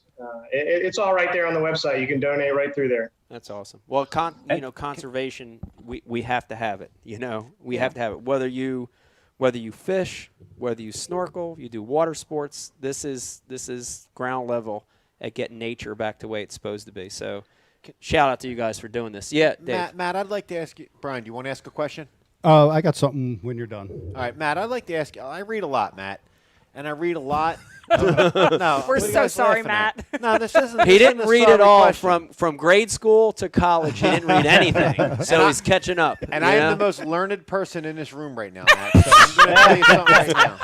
Let's go. All right, I've read more books. Congratulations, Dave. You can make a Navy He SEAL knew a lot laugh. about sawdust as a kid. But I did. I was in metal shop and wood shop. Listen, man. I was a police officer. I read a lot of things, and they never no matter how much I read, they never get law enforcement right. Now I read a lot about the reefs in the Keys, and it was my impression that the dumping that the cruise ships are allowed to do contaminates the reef. But you seem to be more on the lines, and you're in the know. You're talking to these geniuses, like you said. You keep your mouth shut in that room.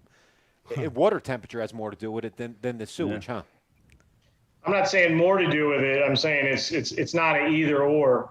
There's issues that are directly tied to the water temp, and there's other issues that are directly tied to bacteria and dirty water. Got it. Right. Whether it's coming from the cruise ships, I mean, I'm sure it is a lot of it. I have no way. I don't have the data on that.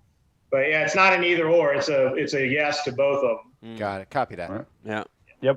I've read and listened to some things about the reefs and the what is it, the Great Reef in Australia, water temperature is knocking that back too. So it's great work that you're doing. When you've had your teams down there, man, ever see any sharks, great whites? You guys getting any trouble down there? Yeah, never a great white. I'm good with that. But you get out here on the reef track in the Florida Keys, you're going to see a shark. But they don't mess with you. It's actually more of a curiosity thing. We're down there kind of, upside down, tapping nails into the bottom or doing whatever we're doing that particular day, that particular dive. And you have a lot of curious animals will come to kind of check out and see what's going on. So that's been one of the amazing things about this. I'd only dove recreationally once. I only dove recreationally once in my life before I retired, before I got involved with Force Blue. All my diving had been as a SEAL in the middle of the night, carrying a bunch of shit. So to be able to go down there, and you're working focused on the mission, but to be able to look left, look right, take a look around, we're like, wow, this is really, really amazing. Spotted eagle rays, green sea turtles, black tips, nurse sharks, all the fish you can imagine. So that's been another really great thing about these projects, is kind of opened my eyes again to the ocean, look at it in a different way. Like I said, I dove 2 tanks with my 12-year-old. It was awesome. Water's too hot for the for the whites down there, Pete. They don't like that steaming hot water, dude. The water's except when I decide to go in, I'm sure they'll show up. They don't eat masks. You wear the COVID mask everywhere, so you don't have to worry about that. They'll run from that thing underneath the water. My son is 11 years old, and he's interested in scuba. Do you guys do that at your facility down at Isle Morada? I don't. I do snorkeling charters and backcountry fishing, but I will pair my kids up with a certified scuba instructor so they can have the card, so they can have the signature. But whether you think it's good or bad, when your dad's a SEAL Master Chief, your path to being a junior open water scuba diver is going to be a little different than your buddies. So I spent a lot of time working with my sons in the pool and in the ocean. I wouldn't say hard on them, more because I care about them so much, and I've seen what the ocean can do to men that have strength and stamina, that most people can't even imagine in the ocean. I'm talking about, some of the SEALs that I've worked with who are taken in the blink of an eye by the ocean. So although as much as I love it and I want my sons to be a part of it, I definitely put them through the ringer when it comes to training to make sure they're safe and make sure they're prepared when they go out there. As you guys know, being on the water, Mother Nature doesn't care who you are. No, she doesn't. Brian Carpenter, what'd you have? Before I get into this, I got a message from Duke Lunkin that says, I feel like Pete's about to ask if Bonita are big fish. And are shark's teeth sharp. So, Dave, did you listen to the Joe Rogan with David Blaine? No, I didn't listen to that one yet. David Blaine. Yeah, so David Blaine's the rad magician. Right. Yeah. So he, his podcast kind of goes all over the place. So at one point, this was just last week, they got into some talking about coral. Yeah. And so coral, specific species of coral spawn synchronicity, right? Wow. No matter where they are on the planet, they could be thousands of miles apart. They will spawn at the exact same time, the exact same day, like weekday to the minute, no matter where they are. And all right, so I'm going to read you a few things here. I'm going to try to read on the air. All right. So, Carl, synchronous spawn is essential for coral survival. Jesus, hold on a second. You got that. My lips are sticking together. It's been He just a took long a chug day. of a beer, Matt. Coral colonies must continuously expand outward to thrive, and shit. They breed outside. I think that's the wrong paragraph. All right, yeah. well. No, I know. I knew this was going to happen. Yeah, we got a Master Chief on here just sitting there dying. All right. So, at the same day, at the same hour, usually within the same minute, corals of the same species, although separated by thousands of miles, will suddenly spawn in perfect synchronicity. The dates and times vary from year to year for reasons only the coral knows. While one species of coral spawns during 1 hour, another species right next to it waits for a different hour or a different day or different week before spawning with its own species. Wow. If you broke off a chunk of coral and placed it in a bucket beneath a sink in London, that chunk would, in most cases, spawn at the same time as other coral of the same species around the world. Wow. Yeah. That's complex. Hey, if you want to learn And more this about is- this, that Atlanta Zoo show, because the kids and I watched that religiously at the beginning of quarantine. That's a they good actually show. had like entire episodes about this because Yeah. they leave the zoo and go do all sorts of research and stuff, and they have video, like they showed it. They were diving, and you could see the spawn. It was Oh, wild. really? Does Kayla spawn It at the was- same it time was too, the, or no? The coolest thing. Hey. Matt, have you ever dove at night and got to see like the fluorescence underneath the water down there in the Keys? I always heard about. Yeah, I have thousands of dives at night. Talking about fun dives? I only know that when Brian and I went down there a couple times, that we talked to people that dove, and they said at night that like you can like wave your hand through the water and like stuff Yes. like lights up. Yeah, it's the bioluminescence, and not necessarily specific to the Keys. Just the water's so clear down here, it probably just looks a little prettier. But going back, we were just talking about the coral spawning. They definitely know when it's going to happen because the scientists that we work with, they dive at that night, at that time, so they can observe it. So the 100 Yards of Hope reef that we planted, that we were just talking about, Force Blue, it just spawned 2 weeks ago. Oh, wow. And the scientists from, I think it was the Bubbas from University of Miami, they were there to see it. So it's definitely something you can plan around and be there at a certain time to watch it happen. That's Pretty wild. amazing. How many different species of coral are there? That's way out of my league. There's a lot. There's a lot. I thought it was just coral's coral. You know, Yeah. like a rock. So Yeah. just to finish up here, coral is Sorry, the Brian. largest biological structure on the planet and covers 175,000 square miles of seafloor. It is the most primitive, one of the most primitive animals on Earth. No eyes, ears, or brain, yet can communicate like that. Wow. Yeah, It's so crazy. it's pretty wild shit. Very, very wild. Riz, I know we got a couple coming through for Matt. What do we got? We do. Debbie on the message board would like to know. Debbie Mars? Is there any plans in the works to do some work after the last two hurricanes this past week, as she knows that you did some work to help restore the reef after Irma and Maria? Yeah, if there is, that's above my pay grade. So, the leaders at Force Blue and those agencies that are involved in those disaster relief projects, those are conversations that they don't call me in on. Not sure. But she's correct. After Irma and Maria, I believe it was, I was still on active duty, but I know Force Blue was instrumental in repairing a lot of sections of reef that got completely destroyed during those two storms. So. Wow. Yeah, it's key. It's got to happen. It's got to happen. Super amazing that you found a purpose to still utilize the skills that you had from the military and really apply them in the civilian world.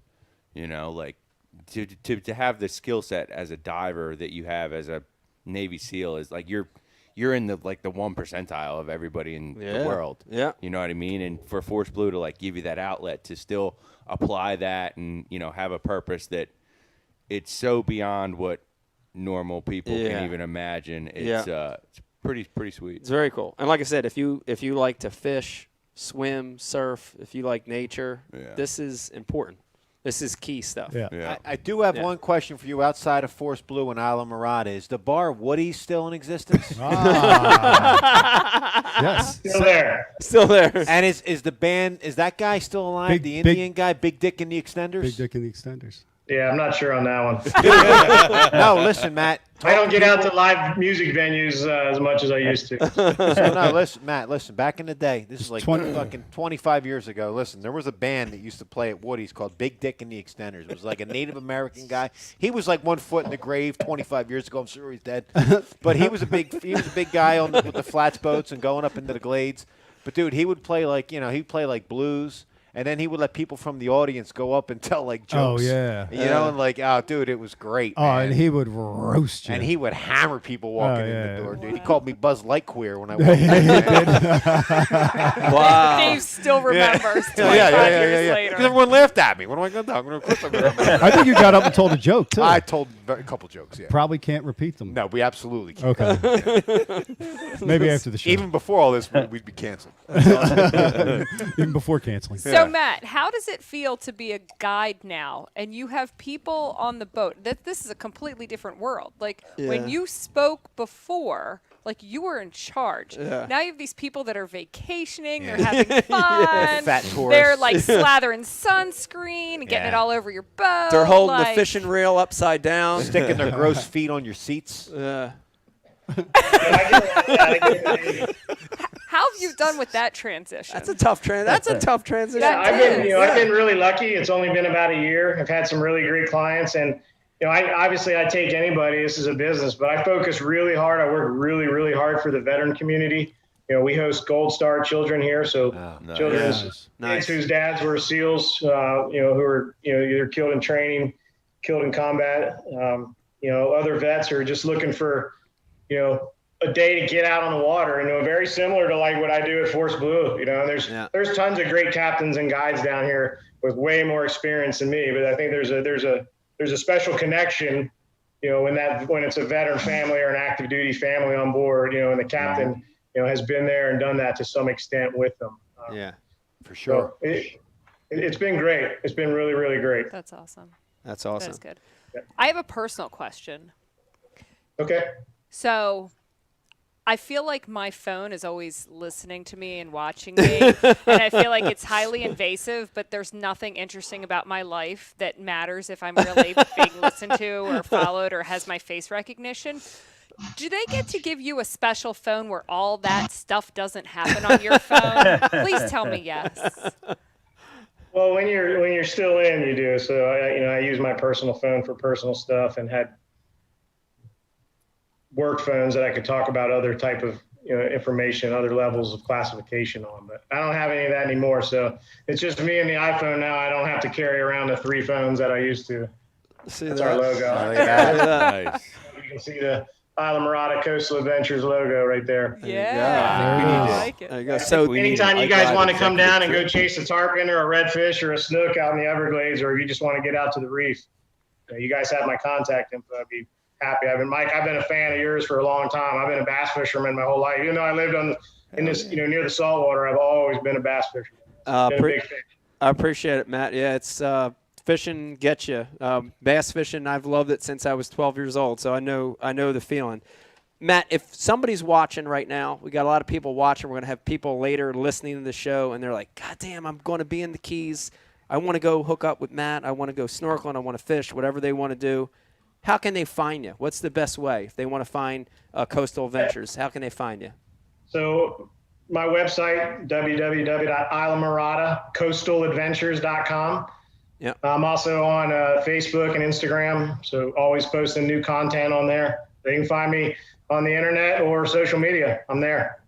That's awesome. That's awesome. We're really sorry, but Dave's probably going to find you. Dave's going to I want to find him. Yeah.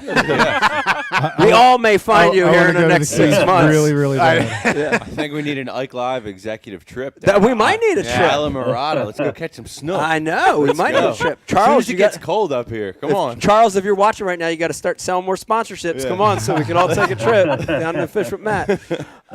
Matt, I can't thank you enough for joining us on the show. It's such an honor, such a pleasure. We appreciate your service so much.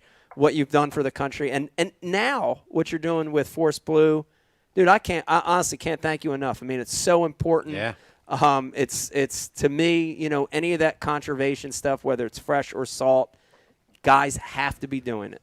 You got to pay attention to it, and to have you guys doing that, it means so much. I can't appreciate what you're doing enough. It's great. And everybody can do a little. You don't have to be a scuba diver. Or you don't have to be a retired SEAL. Everybody can do a little. Yeah. And let me real quick, forceblueteam.org. So if people want to donate, go to forceblueteam.org. And they're hitting me up at Islamorada Coastal Adventures, and I can put you in touch with them as well. So plenty of ways for your viewers and listeners to help out if they want. That's awesome, Matt. We appreciate it. Keep doing what you're doing. And yes, sir. Thank you. Thanks for coming on the show, Matt Foreman. Yeah. Everybody, Thank you, Matt. That was awesome. Wow. Thanks, Matt. Thank you for your service. Thank you, Thanks for your time. man. That's awesome. What's That's that awesome. like to you, hearing a Master Chief in the Navy, Yeah. a SEAL, Yes. say he's been a fan of I was going to yours? say that's got to be something. It's unbelievable. It's very, very humbling. It's very it's this strange, weird feeling. But it's the great thing about it is that's the beauty of fishing. You know what I mean? Like, honestly, like it just Brings us all together. it just transfers borders. Yeah. But, You know? there's It's a great more, equalizer. there's far Yeah. more Yeah. Division I I agree. athletes Yeah. than there are Navy SEALs. I know. And here's the deal. I It's know. like he's It's- a fan of yours, man. It's incredible. I mean, the big difference is, like I said, it's humbling. But the big difference is, we know these guys. We've had them on the show before. These dudes are special. You know what I mean? And you can tell. Like even when we interviewed Pete, you could hear it. He's, these guys don't like to talk about themselves. It's just what they do. But like we look back and like I'm looking at Matt's bio. Beck's told me a few things about Matt that we couldn't talk about on Good the job show. on this, by the way. And Thank you. and when you talk about it, you're like, holy shit, this Yeah. dude is the dude. Like Right. what he does is so far beyond what I could ever do. Dude, I could never Nah, do but you're nothing wrong. like that. You're wrong about that. The way you're driven in what you do, if you decide to be driven in that, you would have done that, Mike. Yeah, Nah, but you're but not I mean giving these yourself enough guys, credit. that level, Baddest dudes when on the planet. yeah, when you Yeah. get Yeah, to but that if that level had in the bit military, him, he Oh, would have yeah. been that. No- you no know what I question, mean? no Like question. he has that in him, dude. yeah, but again, I think the difference is, these guys, the way they serve our country, is the difference. And it's I'm very, very appreciative when I hear that. And still serving. Still in serving. what they're Yeah. Now, volunteering and contributing and doing something pretty spectacular. Yes. It's they're special kind of people beyond the physical. Yeah. You know Actually, what I just- was thinking though, like Rich brought up, and I thought that was a great point about how finding something for these guys to do, as they move on. I was wondering, Pete, where would you take Dead Stick and a Senko to, if you stopped bass fishing? What do you think you could translate that into in your next career move? Aren't you Solitaire? Hot tired dog of eating this championship? particular line of questioning? I think we live in this very narcissistic culture and world. Oh God, yeah. And it's amazing to have the opportunity to bring someone so humble on. They're all and and they're all like have that. this Right. moment They're all like to that. appreciate Yeah. like what he's done for the last Yeah. 2 decades, Yeah. so that we can live in this narcissistic. Yes. Like, don't you think Right. that sometimes It's- those people sit like someone like Matt? I mean, I'm not saying Matt's like this, but I'm saying sometimes to give that service, to do what they do every day that the rest of the world doesn't take the time to think about, and they're doing it for the people in this country, and we like with our It's first world because problems. they're higher than us, and they're talking they're talking down to lower humans. Is what they're doing, man. Like they're superhumans, and they're talking down to lower humans, and that's why they seem humble. Yeah. That's just the reality of it, all right? It's just That's pretty confidence. Somebody write that down. We That's got pretty smart.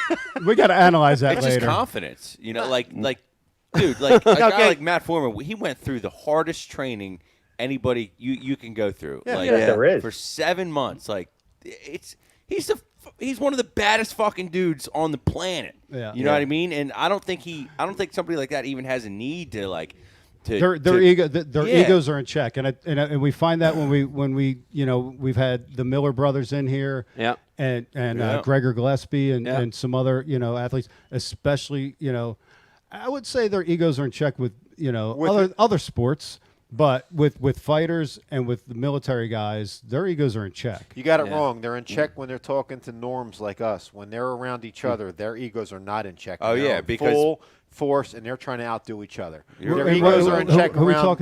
talking about? I'm talking about all these outfits. Whether you're talking about the Miller brothers or you're talking about that guy, their egos are in check when they're talking to the civilians like us. But when they're around each other, their egos are not in check. They are not the same people around each other as they I are haven't when met they're them talking yet. to us. I haven't met them yet. You haven't been in that environment yet. Like those dudes. Maybe. Jim Miller, you think Jim Miller is the same when he's competing against his buddies? He's not, dude. Well, he's like I that mean, with that's you. that's just straight competition. They shake hands before and after, and then it's game on. And it's different. when they're I get talking what to you're us. saying, Dave. I get what you're saying. It's like the analogy I can put it to is like being on the water, like fishing with Mike or fishing against Mike. Right. Like off the water, you're good buddies with everybody. Oh, You know what dude, I on mean? the water, Mike's the worst. I'm the And worst. I want to kill them all. But that's the thing. That's the thing. I That's want to. that- I want to fucking kill them all. Let me tell you, Riz and I fished a tournament last weekend at Manasquan. This like 16, 15-year-old kid was all up on my spot. I wanted to kill him. I wanted to take him down. So that's the analogy. Is like is like Gerber neck him. I wanted blood, man. Now listen, Wow. guys. Brian. I'm going to sum it up right now. It's just Listen, competition. No, you know? listen. In terms of like when we talk about how humble these guys are with us, I worked with a guy. I was a cop with a guy who left police work, became a teacher, and he said he taught kindergarten because kindergarten would never ask him an answer he didn't know the answer to. That's the truth. What? This guy said he became a kindergarten teacher because no one would ever ask him a question he didn't know the answer to right away. That's what these guys are to us. I really thought you were going to say something No, like really that is awesome, put down. like No, that I wanted to work with kindergartners because No. kindergartners don't lie. Like they flat No. out, if you look fat, they tell you look fat that day. Like He like just kindergartners wanted to don't look filter. smart all the time. No, not that he's trying to look smart, but they're talking down to us. I'm telling you guys, you don't understand that yet. We are not on You their ruined level. everything, Dave. No, I didn't rub. Just saying we're not on their level, Brian. That's all I'm saying. Shout out to Tin We're, Cup. Shout out we're to Tin Cup. lower level humans. We are lower Shout out level. to Tin Cup. Who said that? Rizzo, shout out to Tin Cup. Regardless, that was awesome. Here, That was the weirdest compliment for someone. No, it's not. No, it's not. You know what I because- mean? Like, I hope everyone understands that that's Dave's way of saying Dave that. does not represent the thoughts. Yeah. and ideas of I everyone on know the what show. you. Why don't you go read another quote and then stammer through that? And then us all, which Carl, is that's shit. Carl. Yeah. Dude, I've been up. Carl. I've been up since 2 Down this here morning. diving, all I'm right. down here diving in the Jock'em. Read us one with spaces then. Carl. Jim and Christmas. it doesn't help that you got a contact high from Eric when he got in the boat this morning. Not on show day. I do want to say that was awesome. Talking to Matt Foreman from Forest Blue right there, that was great. And shout out to Yamaha for hooking us up. And, Yeah. and Becky, you mentioned Yamaha does have a lot of cool initiatives. They're The not just amount- they're not just selling motors. They're doing a lot of this the cool amount stuff. of So- conservation work that they do Yes. is incredible. Yes. Yeah. Very, very cool. Let me remind everybody, if you're watching over on Facebook, listen, we got one more segment coming up. Now's your chance. If you're watching on Facebook, like and share the feed. Oh, yeah, Luke's coming up. Like and share the feed. And see how many friends you can lose. Yes, like and share the feed. If you do that, you're going to be entered in a contest to win the world-famous Ike Live gift bag. That's right. Turn on your notifications too, people. Turn on your notifications on social media so you know what we're doing. Yeah, and Stop with before that. we go on break, Brian, speaking of Tin Cup, this whiskey is good. Dude, this whiskey, this is real talk right now. All right, This is good so whiskey, Dave. Listen, guys, and I'm not so good, bullshitting. Dave's is You gone. know I call it the way I call it. I was on the Johnny And I Walker. say it the way I say it. I was and on I the. said it, and I did it. All right, Brian, thank you. I was on the Johnny Walker Double Black, and any of you guys ever bought that shit, you know how expensive that is. It's not child's play in terms of whiskey. This Tin Cup is amazing. Yeah. Guys, if you've never tried it yet, try it. If you don't like it, don't drink the shit no more. It's But really I'm telling you, it's amazing. it's really good. And let me just throw in that this is made with water from the Rocky Mountains, and every bottle comes with a little tin cup. I tell you for what, drinking. They Mike, also got cool accoutrements, man. Like if you look at their, they got like a travel malt. cup that can hook on your belt if you're like drinking and hanging out. And what you is know? that called? It's a carabiner. A carabiner. you. Yeah, I it's mean, got a carabiner built into it. that's It's pretty cool. This is rad, dude. I would Yeah. totally have this when you do your swamp party on the 4th of July. I would absolutely. Hey, we could all have- hook them on our yes. suits and Ooh, go. that'd You be could cool. have a sash with it on there. I You like can do it, whatever that. you want. I All like right? it, that. Tin cup. That's good stuff. All right, let's do this. Let's take a break. Tin Cup might Does end the everyone show. notice like Mike keeps getting closer and Tin closer? Cup might end the show. It might. It be might the take us all down. It might be the final nail in the coffin. the push over the edge. It might be. All right, let's take a break, Brian. Listen, if you're watching and listening right now, don't go anywhere because when we come back, It's about to get crazy. we've got the one and only Luke Dunkin. And Luke's coming on to make a really big first-time announcement And there about might the be- NPFL. And there might be a surprise guest popping in. And it might be a surprise guest popping in. It might be Drake. Is it going to be Drake? Yeah. Okay, we'll see. Hang in there with us Drake when the we come rapper? back. Yeah, Drake the rapper. Hang in there with us when we come back. More Ike Live. Hi, today Did I we're get that going right? chest NPFL? to chest in the Dr. Squatch lather test.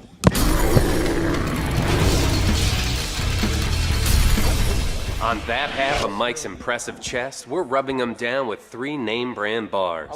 The result? A sad, milky film of disappointment. How's that feel, Mike? You see, Big Soap cuts corners and strips out all the sudsy goodness in order to make production cheaper. But not Dr. Squatch. Don't worry, Mike. Dr. Squatch soap retains all the natural ingredients, which creates a rich, foamy lather, leaving your skin healthy, soft, and clean. Ooh, looks like Squatch is taking over this peck party. How do you feel now, Mike? Dr. Squatch Natural Soap. When we say it lathers, it f***ing lathers.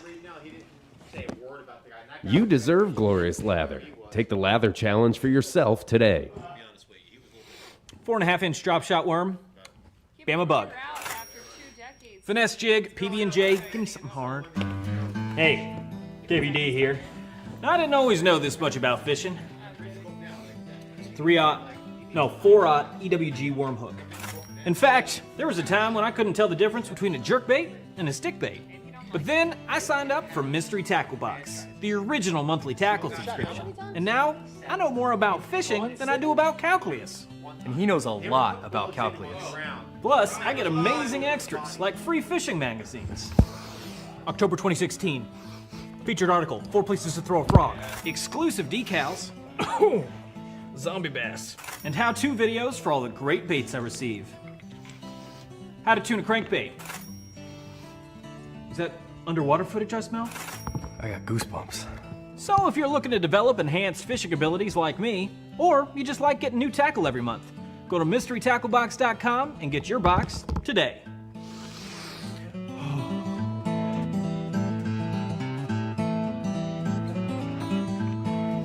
Ooh, live minnows. Is it lunchtime already? Nature's candy. Oh. Is he in my pocket? This time of year, I definitely recommend putting a little bit of this on your soft plastics too. There he is. Another one. Next cast. And that would be number 6. I'm addicted. I'll admit it. I'm straight addicted. This might be bigger. You think so? Yeah. Feels bigger. I haven't even seen this thing yet. It doesn't want to come up. Don't break me off the rocks. Oh, it's a... Oh! 27-incher. He caught it. 28. Oh my god, that's such a healthy fish. Look at this size.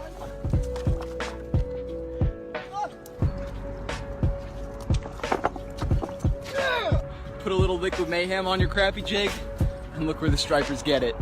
You can't even see it, man. That might be a keeper.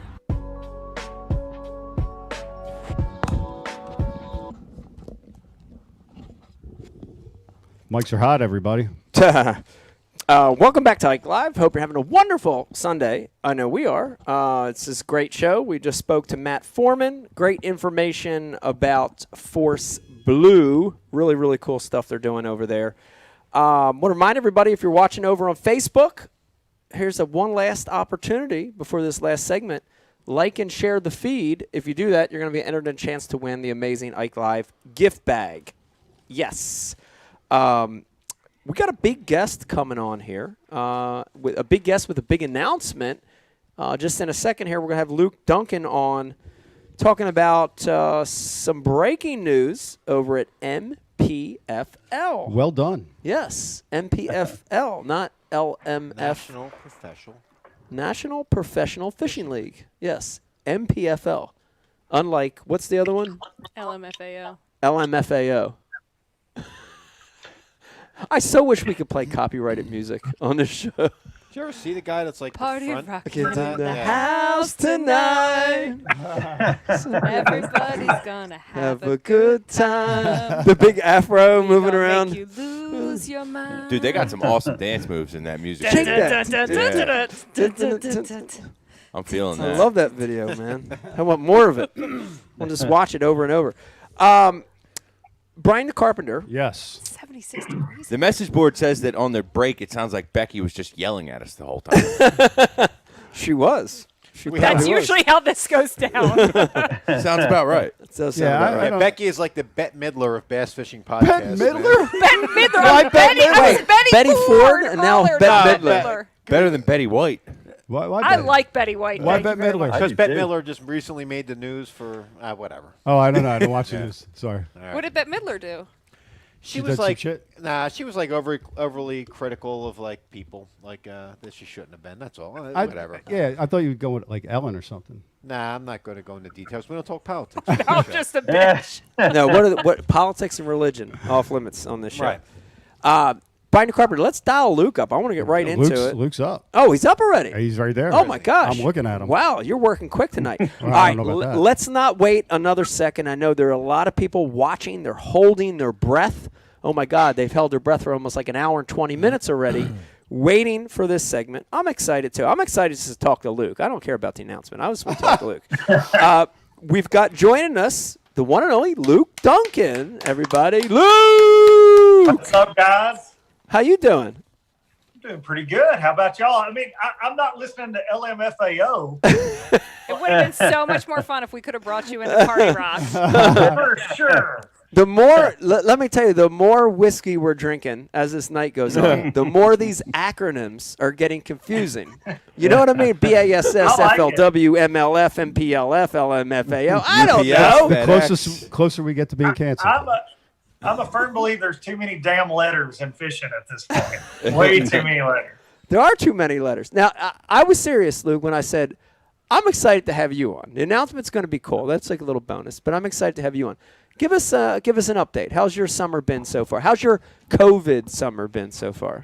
It's been kind of crazy, but I think that it's been good too from a standpoint of like a hard reset. I've said that there's been a lot of negative things that have happened with all this, but getting to fish with my kids on all the lakes I grew up with a ton. My boys and I have been on the water more than we've ever gotten to really in their lives because I'm always traveling either for TH or on tour. Yeah. And so this year, I mean, from the spring to now, we have fished so much. I think they're almost over it a little bit. Well, it's been fun watching your social media because I've got to watch along with you as you've been fishing these different places. It's so cool. And I totally can relate. I've fished this lake that I live on right here, right in the backyard. I've fished here more in the last 4 months than I have in, the 10 years that I've lived here. So I totally understand. How's the podcast going? Because I want to be honest with you. I got one thing before you go ahead, switch Brian. gears. What do you got? Luke, do you consider Darian one of your kids? Yes, he is. I took him on to race several years ago. I can't shake that little bastard. Is this like Eric is to you? Yeah, pretty much, yeah. Why are you doing that? He looks good. He looks like you're ready to do art in that black shirt. And you look good. They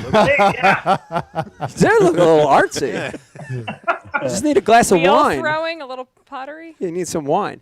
Yeah, I've got an easel over here in the corner. You just can't see. Bob Ross.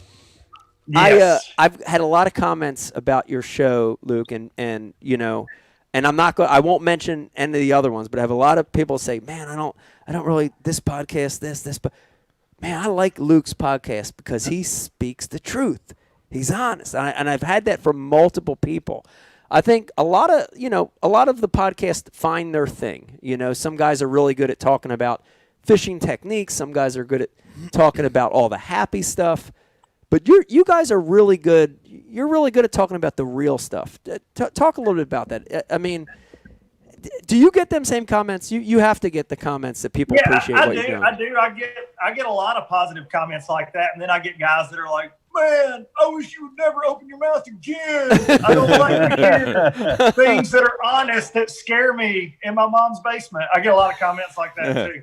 But no, I think that people like and I won't say, look, you say I'm honest, I speak the truth. I just tell it like I see it. You know, I say that on every podcast. It's not necessarily that I think I'm right or I think I'm smart. I just get it off my chest, so to speak. It's real therapeutic for me. I set the camera up. I just let it go. Whatever's going on in my life, I talk about that for the first part of the podcast and then kind of jump into the fishing industry. But I think what I've done is a lot like what you guys have done. You're very open to just putting yourself out there. You let people behind the curtain, so to speak. And I think I've done that in the industry by talking about how things work from a sponsor standpoint, because I've got a lot of experience there. And then I've got the experience on the angler side too. So once I just kind of got in a rhythm of not being afraid, I guess, to speak your mind. And you know as well as anybody, when you throw yourself out there in this industry, you definitely take a risk. And, and that's the same with any job or whatever, but we are such a marketing-driven, sponsor-driven industry where you're making a lot of money from. You've got to be really careful to who you upset. But whenever I kind of got past that and just started speaking my mind, it really took the podcast to the next level. And I don't want that to sound like, oh, that's my shtick or that's my gimmick, because you know, some people like to say, oh, you just dwell in controversy. You got to do that. But that's not every episode at all. And I've got a really loyal fan base now, and it's a lot of fun, man. Yeah, well, you brought something up, and since we're another podcast that doesn't really give a shit and we say whatever we want, I'm just going to go ahead and say it. Why is the fishing industry, right? Like I feel like in other industries, in other sports, you don't see this level of conservatism as much, right? Like, dude, why is the fishing industry so backwards with that? You know, like Becky, we talk about that all the time. Yeah. Like we're 5 to 10 years back. We're back on everything, whether it's a marketing trend or social media or whatever. But when it comes to speaking your mind, holy fuck, dude! This sport is like in the Stone Ages. That was a hard F, Mike. Because it's a hard F because I believe it. Right. We're in the Stone Ages. Shout out to there is a weird thing about not being able to give your opinion, and opinions are not always bad, evil things. Sometimes when you give your opinion and you point out the opposite of how something's happening, you can sometimes progress forward in a better way when you play devil's advocate. It's the only way to work things out. Yeah. Is to have the conversation. So it's very frustrating that an opposing opinion is always accused in our industry of being someone who's trying to take the industry down. No, you're not. You're trying to progress forward by giving a different opinion. Right. If you can't hear criticism, you've got more problems than me telling you that I don't like what you're doing, right? Like, that's the thing. If it's constructive criticism or just an observation, if you can't handle that, or you can't handle, like you're saying, an opposing view, it doesn't make a person evil that they don't think the way you think. It's just an open conversation is a good thing a lot of the time, I feel like. But I don't know why our industry's always been that way. I feel like, going back to even 80s and 90s, everybody just kind of sticks to status quo. They thank their sponsors, they do their thing, and they give a real PC interview. And it's really frustrating because then the second you get away from it or the cameras are off, we've all got either text or phone calls from guys that, like in the situations I've been in about all the different tournament trails, the things that I can't say on air because I told a guy I wouldn't, it blows my mind, but they would never say it publicly. And that's very frustrating because it would open a lot of fans' eyes up to what really goes on if some of these guys would talk. Yeah. Should there be... Yeah, I want to ask you this, Luke, because I know you'll give me your honest opinion. Should there be more disclosure, public disclosure, and should there be more standards in the fishing industry, right? Because you hit it a couple times just talking about it now. I've heard you talk about it on the show before, but I'm talking about everything from sponsorships to what a tournament organization is making to what it should cost to wrap your boat. Like, in our sport, there's none of that. In other sports, you have a lot of disclosure. In other sports, you have a lot of standards, right? You have standards because a lot of other sports, the athletes are organized and they create standards. We don't have that in our sport. Should we have that? I think so. I've always felt that way. But it's a very. I had a conversation with a friend of mine this week. We have a very selfish sport because you're an individual team competing against other individual teams, basically, as yourself. And so we're all really close guarded with, I get X amount from this lure company, or I get this from this boat company. We're all really tight. And then we're like, we get, even myself, you get worried. Oh, I heard that blah, blah, blah is talking to my boat sponsor. I hope that doesn't cost me my boat. You've been there. I've been there. Everybody's that way. Yeah. But that's, until we can figure out a way around that, I think that open forum is just not going to be the case. That makes fishermen's really special. Like the golfers were able to organize. No doubt. And they're wearing polo shirts and tight pants. Come on, man. Checkered pants. They're worried about their loafers. Yeah. Well, Mike, Luke, it seemed like, fishermen, we felt fortunate, like we're getting some money from some of these sponsors, and it's barely enough, right? No doubt. We're hanging on by a thread. And you're, as an angler, you're terrified to come out and say what you think. Yeah. Because, God forbid you lose your boat deal or your motor deal. How the hell are you going to come up with entry fees? Maybe that's the problem, though. Maybe that's the root of the problem is fear. Fear. I mean, for sure, it's fear. Yeah. Like, what if that's the front of the trend? Is that, Yeah, but you got to, but at some point, shout out to Tin Cup. IDGAF. Tin Cup. But at some point, sponsored by IDGAF. Right. But at some point, you have to stand up. You have to stand up for what's right? Because like I just give you here's a great story, and I'm going to take you guys back to early in my career. I'm going to take you back to like the early 2000s. When I worked for, I'll just go ahead and blast them because I don't care. You were praising Jesus. Dick's Sporting Goods. Tin Cup. No, I'm going to take you back to. Ranger when I worked for Ranger Boats, and Ranger Boats. Part of my contract with Ranger Boats in the early 2000s was to go and work sport shows, boat shows, and I had X number of days that were free days in my contract, and Ranger would say, "You need to be at this show, and this show." And I said, cool, I get it. It's in my contract. I totally understand. And then the sports show, right, would advertise me on that bill, okay? Right? So now the Bassarama show in Richmond or whatever, a big bass fishing show, would have appearing on the hog trough at 2 and 6 p.m., Ranger Boat Pro Mike Iaconelli. Come meet Mike at the Ranger booth in between seminars to get your autograph. Well, here's the problem that I had with that. I don't have a problem with working my free days for my contract value for Ranger. But I had a problem with the show promoter putting my name on that bill. How many more people are now going to come to that door? Impressions. And how many people are going to come because of me? How many people are going to come and pay that money to whatever his name was, the promoter, at that door, right? And I'm not being paid by the show promoter. I got to a point where I just said, "Look, I'll do my days for you, Ranger, but I won't allow you to have that show put my name on that bill." You know what? And I stood up to that, and I think other guys did too. I'm not like the freaking But are you doing that only with your guy. own words, or do you have an attorney doing that for you? Back then, I didn't have an attorney. Back then, I just said this ain't right. I just said this is bullshit. I said, and I'm not with Ranger anymore. Maybe that had something to do with it. So you're with a faster boat now. Right. I'm in a faster boat now. I'm in a better boat. I don't care. Curb stomping the flag. Right. But, things like that, Luke. There's more of that need to happen. More guys need to stand up for themselves. I think so. And that instance you're talking about there, I know a lot of guys have been put in that situation. A lot of friends, mutual friends you and I both have that have stood up for that kind of situation because that happens a ton in our industry where a sponsor sends you somewhere and the event you're working uses your name and likeness to draw people in, Yeah. And look, I know you're grateful that people want to show up and see you, but you're also missing time away from your family as well. So you'd like to be compensated for it because that's your job, right? Yeah. That's where you got to get to, though. But they're also taking money out of your pocket.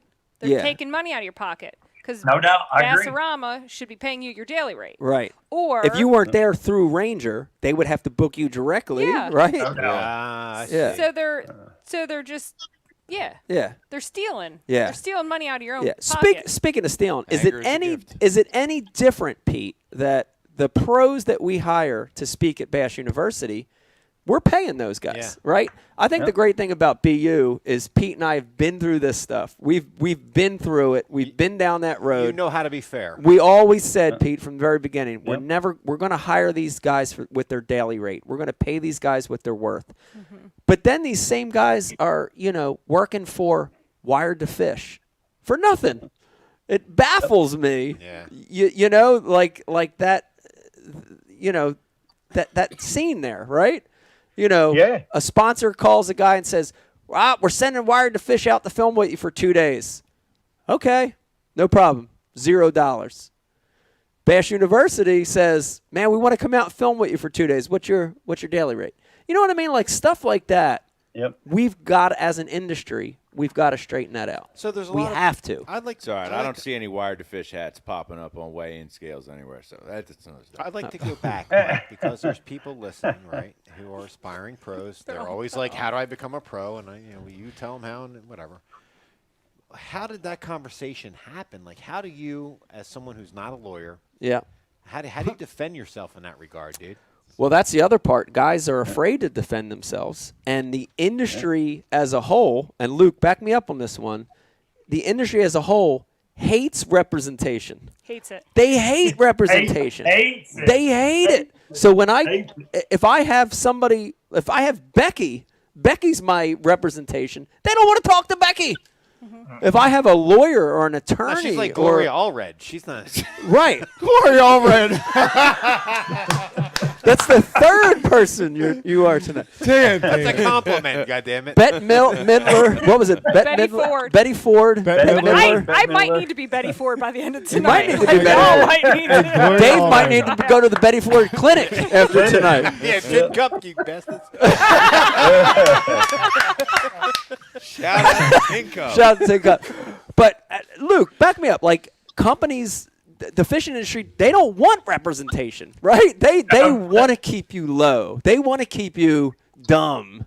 They want to keep you as this they know you're not dumb going to fight for fisherman. yourself. Right. Like, who's going to sit there and say, I'm worth it. I'm worth this. It's No, hard. you don't talk like It's that hard. about It's yourself. the hardest thing in this industry. Yeah, I can imagine. To talk about yourself in third person, about why you're the best, Well said. why you should get X amount of money, why you shouldn't do this show. It's the hardest thing in the world, but you got to do it.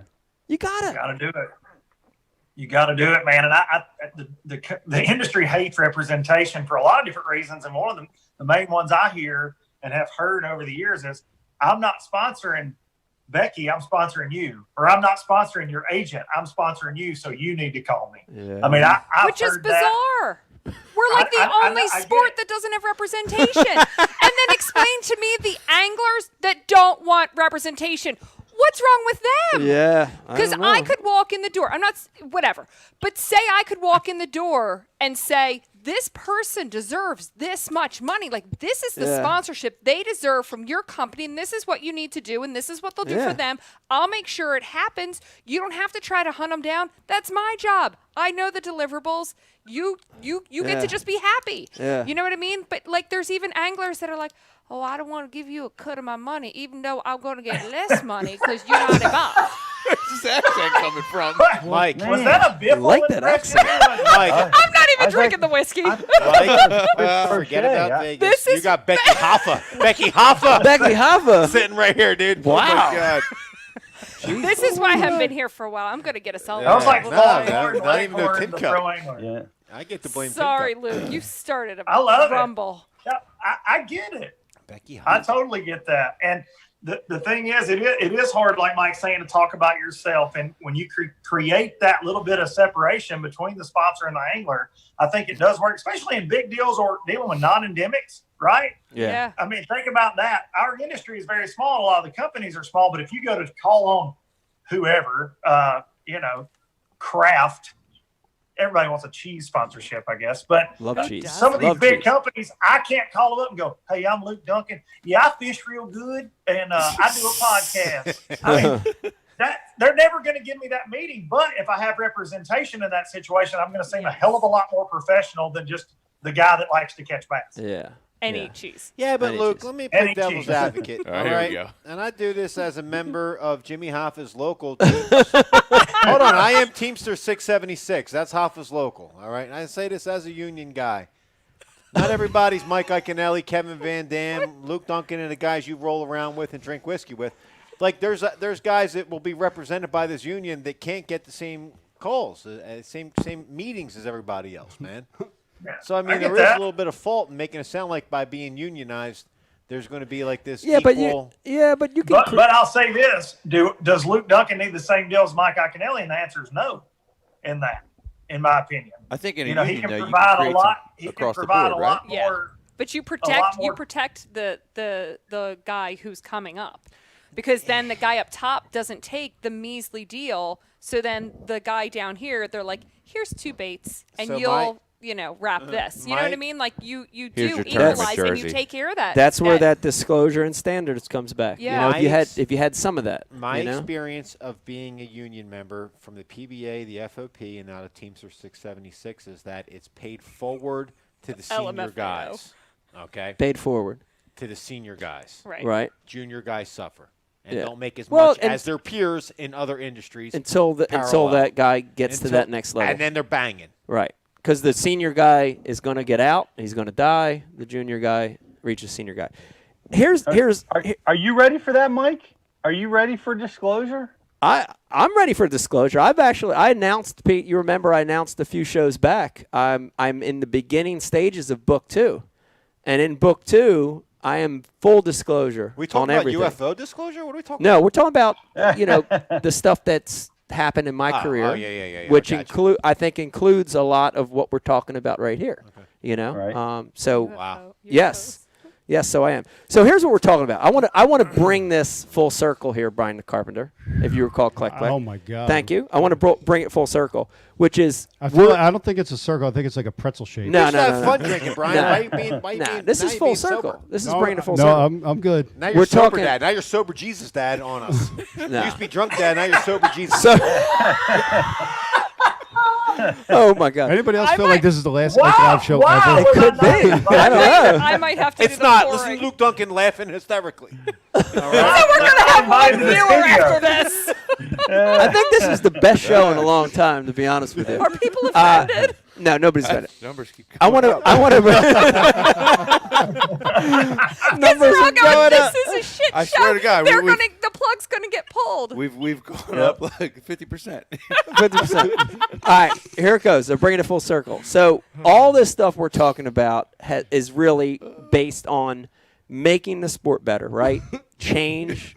We're talking about making the sport better. We're talking about change. No better time than the transfer to talk about the National Professional Fishing League. Oh, great time. And I honestly, Luke, I'm going to be totally honest with you. Since we initially heard about it months and months and months ago, of course, we get a lot of commentary, people that come in, and we have a lot of people saying, man, this is a bad idea. It's the worst timing ever for something like this. This is not, this is not what the sport needs. But, the more you talk about things like we just talked about, the more I think that this is a good idea, right? We need change. We need new outlets, right? We need to make the sport better. So, I think it's good. And I think in today's tournament world, with Bass versus MLF/FLW, I think there is a place for National Pro Fishing League. I think there's a place for it. Talk to me about the league. Talk to me about what's going on, Luke. I know you got some things you want to say. The league. What do you have tonight for us? Well, so these guys, when they first came out, I'm just like you. I thought, I don't get this a few months ago, and I've had these guys here at the low budget bar and grill for a meeting for a couple of days, and they know that I was a skeptic in the beginning. Yeah. And Look, hold and on, the Luke. thing How much longer can you talk about low budget when you get the most views out of everybody on this thing? Listen, you at some point got to give that up, dude. gotta throw it in there. Gotta Yeah. throw it in there. No, you're not low Don't budget hate, anymore. but You get more don't views than hate anybody because else I've never- combined in most cases. Hey, don't hate that I haven't had you on yet. I'm not hating. I would be a flop. I got nothing to say, but you're not low budget anymore. All right, you're big time. You're big time. I'm still kind of low budget. Trust me. Trust me. If you see the setup, it's Sorry for very interrupting it may you, be Luke. lower than low budget. My He's doing the apologies, low-budget gentlemen. wiggle The gentleman, right now. my apologies. Yes. So my thing is when they first announced it, there weren't a lot of details when it first came out, and it was kind of scattered, right? Well, as it has materialized, and I've had them on my podcast, you've had them on, they've done other shows, and you hear the passion that these guys have. And then I personally started speaking to them because now, we announced last week that I'm going to be the host of their live streaming that they're going to do. And I could not be more proud, first of all, that they would want me to do that. I can't imagine somebody putting that in my hands, but hey, more power to them. You're going to be amazing. These guys are something I've said is it's not a gimmick. It doesn't have that feeling at all. It's straight up and down what we're used to. It's 5 fish with weigh-ins. Guys pay an entry fee, they go fish. And there's live coverage, a really good amount of live coverage. So I think it's going to be a real good opportunity for a lot of anglers to get out there, fish for big money. And now with what we're seeing with MLF, BPT, and the FLW Pro Circuit, I think you're going to see some guys really give this thing a hard look. And I think it's needed because, let's be honest, 2 or 3 years from now, what's FLW going to look like? What's bass going to look? We don't know. We have no idea. And we have all these kids coming out of high school, all these kids coming out of college, and they're rabid, man. They want to fish for big money. And I think this is going to give a lot of people an opportunity. And I hope that as it grows, obviously there'll be a feeder league and all that kind of stuff coming up. But I really think it's going to be a great chance for the guys that show up and fish. Right. You're right. I agree. And I think you hit it on the head when you said we don't know what's going to happen with bass, MLF, BBT, FLW in the next couple of years. Especially, let me remind everybody watching and listening in case you don't remember, we have contracts that are up after next year for MLF. With MLF guys, right? We have contracts that are up. So I think there's going to be a lot of displaced anglers by default and by their own choice. There's going to be a lot of displaced anglers. So I could see this becoming home to a lot of these guys. You agree with that, Luke? I totally agree. And my thing is, if you're disgruntled at BPT or the FLW Tour, where are you going to go?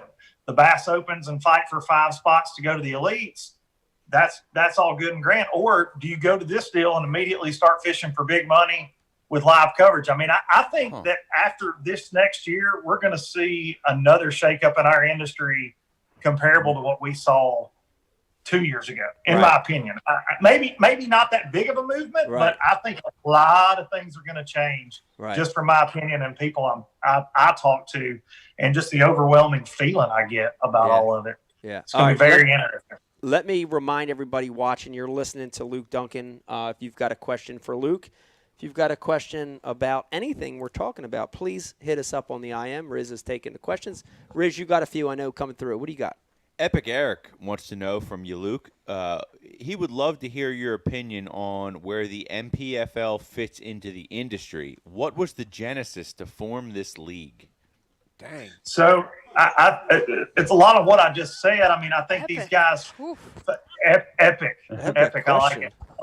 I think these 3 gentlemen, they feel like there needs to be another trail. They see what's going on in the industry. That, like I said, with the high school and college guys, there's a lot of people coming up, and you may have a guy, and we've had a lot of conversations. Mike, you and I have had conversations about this. You have some guys that don't want to commit to fishing 11 Bassmaster Elite Series tournaments, right? Because they've got other responsibilities, whether it be kids, a career. These are going to be, there's 6 events, 5 weeks in between them. A guy can go fish a professional level event, and he can go back home for 5 weeks and run his company if he's got to. So I think they see the need for that with this trail. And I really think that, and you know better than anybody, it's hard as hell to make a living truly fishing, right? Yeah. And not everybody's all in for that, but they want to fish higher stakes type events. And I think that that's where this deal is going to fit in, especially for year 1 and 2. We'll see after that. But where it fits in the industry, I'll say this. If these guys they're very, very to the point about their plan for sponsors. They're not beating on the door of Mike's sponsors, on my sponsors in the industry, because they know they don't have anything to show the fishing industry yet. And their overall plan is they hope, and after year one, they show, look, this is a good product we're putting out there. These are good anglers, good people, good on camera, and we're doing our best with this live coverage deal. And we hope that the industry turns around, because a lot of, like you saying, a lot of sponsor contracts are going to be up with other organizations after next year. A lot of things. Yeah. So you know not to knock on the door of a Pure Fishing, because they're tapped out with Bass, FLW, MLF. So I think they're very smart in that. It's a unique, because everybody that comes in with a new tournament trail, they automatically want a boat sponsor. They want a rod and reel sponsor. Why in the hell does a tournament organization need a boat sponsor? Right. Why? Right. Why? They're not fishing, and they want their anglers to be able to go out and try to get those deals. So I really like that approach. That's interesting. You said the boat sponsors. I asked the FLW today if they had a 1999 Triton affiliate program, but they don't.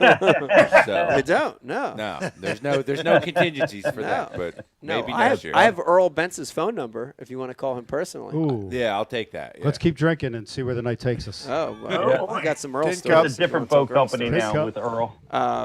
What else you got, Rich? You got any other questions? Because I did have another one too. What do you got? I do. I got a question from Wayne Jr.'s Designs. And Wayne Jr.'s Designs wants to know, Luke, do you think at any point, if there's too many tournament trails, will that water down the fishing industry as a whole?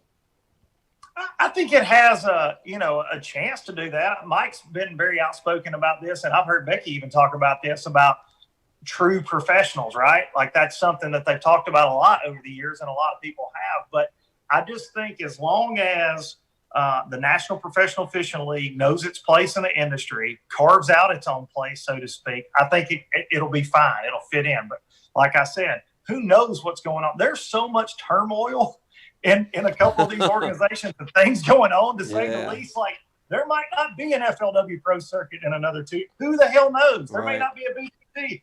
There may not be an Elite Series. We don't know. So I think right now, give it a damn whirl. That's my opinion. Luke, I got 2 questions for Luke. Luke, number one, is there going to be co-anglers in this thing? No, it'll be marshals. All right. What is the preliminary, I guess, discussions about who will get camera coverage? Top 10? Like, how's that going to work? So we are going to broadcast all 3 days. There's going to be 7 hours of coverage all 3 days. There's not going to be a cut in these events. All 125 anglers are going to fish all 3 days. So day one is going to be a crapshoot, obviously, just like whenever Bass is on ESPN2, it's like, we're giving this guy, this guy, this guy, this guy. My goal and my responsibility, like I've talked to the guys about, would be to try to reach out to everybody and hope that you get all the anglers to be honest with you. That way you can make some kind of judgment call. Hey, let's put, they're going to have 10 cameras, but that's what we're talking about earlier, Mike, transparency. Tournament anglers don't really they may not want a camera in their boat for day one, but we're going to try that, at least reach out and see, hey, do you want a camera? Are you catching fish? That kind of thing. Are you saying fishermen lie? Are you saying never. Lie? Nobody sandbags. Hold on. I have a cough coming. Cliff pace. Cliff pace. Excuse me. Sorry. Anyways, how many of these 125 guys have committed? Oh my God. So right now we're about halfway there, or a little more than halfway there, and I think that it's a really that's contract signed. I hope I was able to say that. Sorry guys if I wasn't. Rip up the contract. Just broke it, but about halfway there, and I think that you're going to see some exciting announcements soon regarding anglers. It's getting interesting out there. Yeah, we got a local guy, and Rich, you competed against him this weekend. He had a good tournament. Luke had a good tournament. Local Luke. Luke who? He had a good tournament. Didn't he make? He made the cut, right? Yeah, he made the cut. Schrader's going to fish us? Yes, he is. He's signed up. Yeah, committed 2 years. Nice. Is he dragging Cliff with him? No. Buddy Cliff? No. All right. Sorry, Cliff. If you listen, I'm no disrespect. Now, I did you have a Riz? Do you have a follow-up question? Because I had one too. I did. Epic Eric wants to know how many guys are going to have a camera on them for. We're going to have 10 cameras and 2 roaming cameras, also, so we can interchange. So 12 cameras on the water. Genesis, Exodus, 10 plus 2, 12. So are we going to hear like your theme song, the highway song, when you talk, or Probably the entire time, because they're just like you guys and me. You can't use copyrighted material, so hell, they can wear it out. Don't let Nothing but Luke Dunkin music the entire time. Yeah, don't let any of these guys fool you. I know that song word for word. They don't know nothing about it. All right, then Brian, let him act like he knows what you're talking about. Brian definitely doesn't know what the hell you're talking about. He looks at the highway as an obstacle to drive home when he's impaired. He's looking for obstacles to hit. Street signs, mile markers. Pete views the highway like the restriction on his driver's license, driving at night. Pete's got his mask on the whole time he's driving. Fuck it, I'm taking everybody out. Riz. Hold on, keep going. Riz goes from exit 31 on the 295 to exit 34 for the trust fund. That's how he views the highway. So he can fish all the time, not sell no houses. All right. And Mike's poor over the road driver that runs his rig across the country views it as lost miles because he gets paid nothing. You just wrote a new. But I know the song, all right? I sing that song. I love that song. This is the most 2020 show we've ever done. Wow. Oh, my God. Shit's You awesome. know what? I just appreciate that I was left out of that because I've already been called 3 names. Four. Becky Hopper. It trumps Oh, that's everything. right. I'm up to Becky Hopper. Trumps everything. What was it? Becky Hopper. Hopper. All right, Luke, here's my question. Let me throw my tear that question. union up. Let me throw my question in real quick while all this mess is going on here. Sorry. How will they schedule events? Because the one big thing that I always saw as a no-no is MLF, FLW, BPT, Bass purposely scheduling events on top of each other.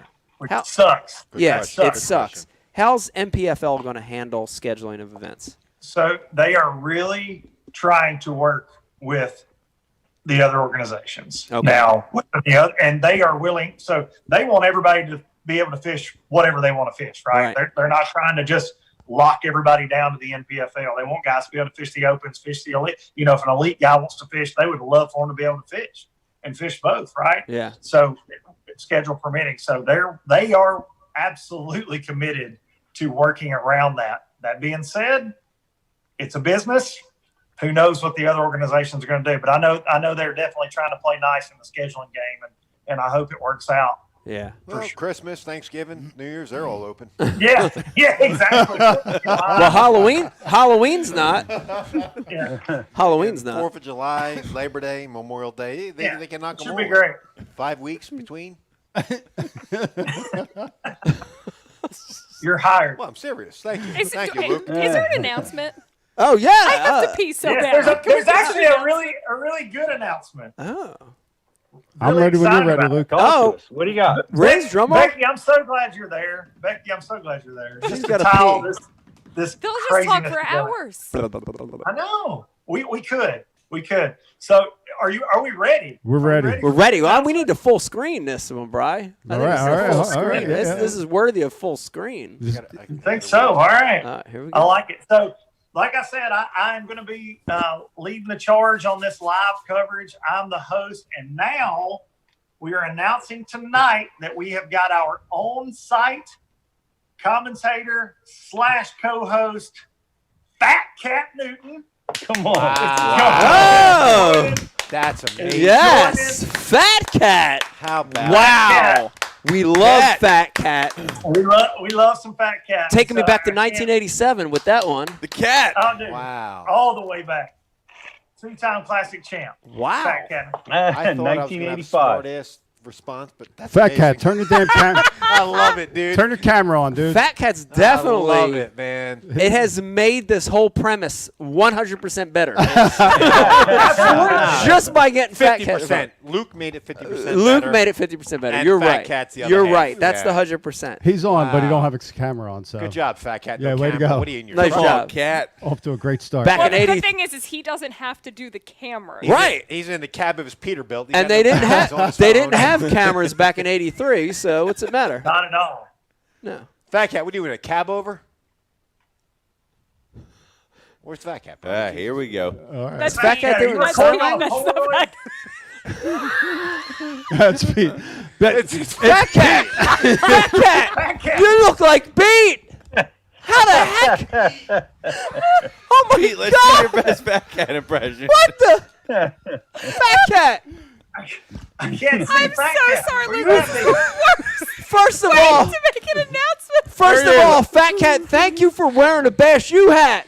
And a beard. You're welcome. You're welcome. When I won the first Fat class Cat, in why don't you tell us about the BU 1985? specials going on forever?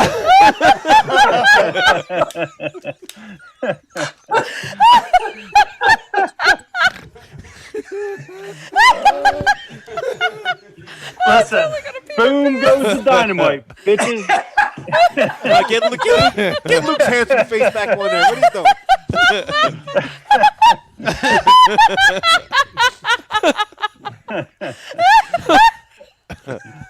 It's all you, buddy. That's my best Fat Cat, man. That's all. Yeah, on behalf of Fat Cat, what do you have to say, Pete? it works. Hey, you know what It really about works, that? Pete. I want to say That something. Pete Newton. Like we worked with Fat Cat down at the Cash and Rods deal, and he's amazing at his ability to communicate, do what he does. Oh, I'm so sorry, Luke. This show went downhill fast. Hey, listen. If you think I expected anything less from you, my love, but it's a I see him! Fat Cat. Hold on, put my glasses back on. That's the real Fat Cat. Let me recover. Everybody in the middle rolled out. Oh, that's so good. Who's shaking? Am I on this thing finally or what? Yes, thank God, the real Fat Cat. Yes. Hey, Whoa. hey. You had What's the going worst on right now? imposter. It was just like- It's my first time doing the Zoom. Are we good? No, we're so good. So good to hear. So nice to see you. I can't even breathe.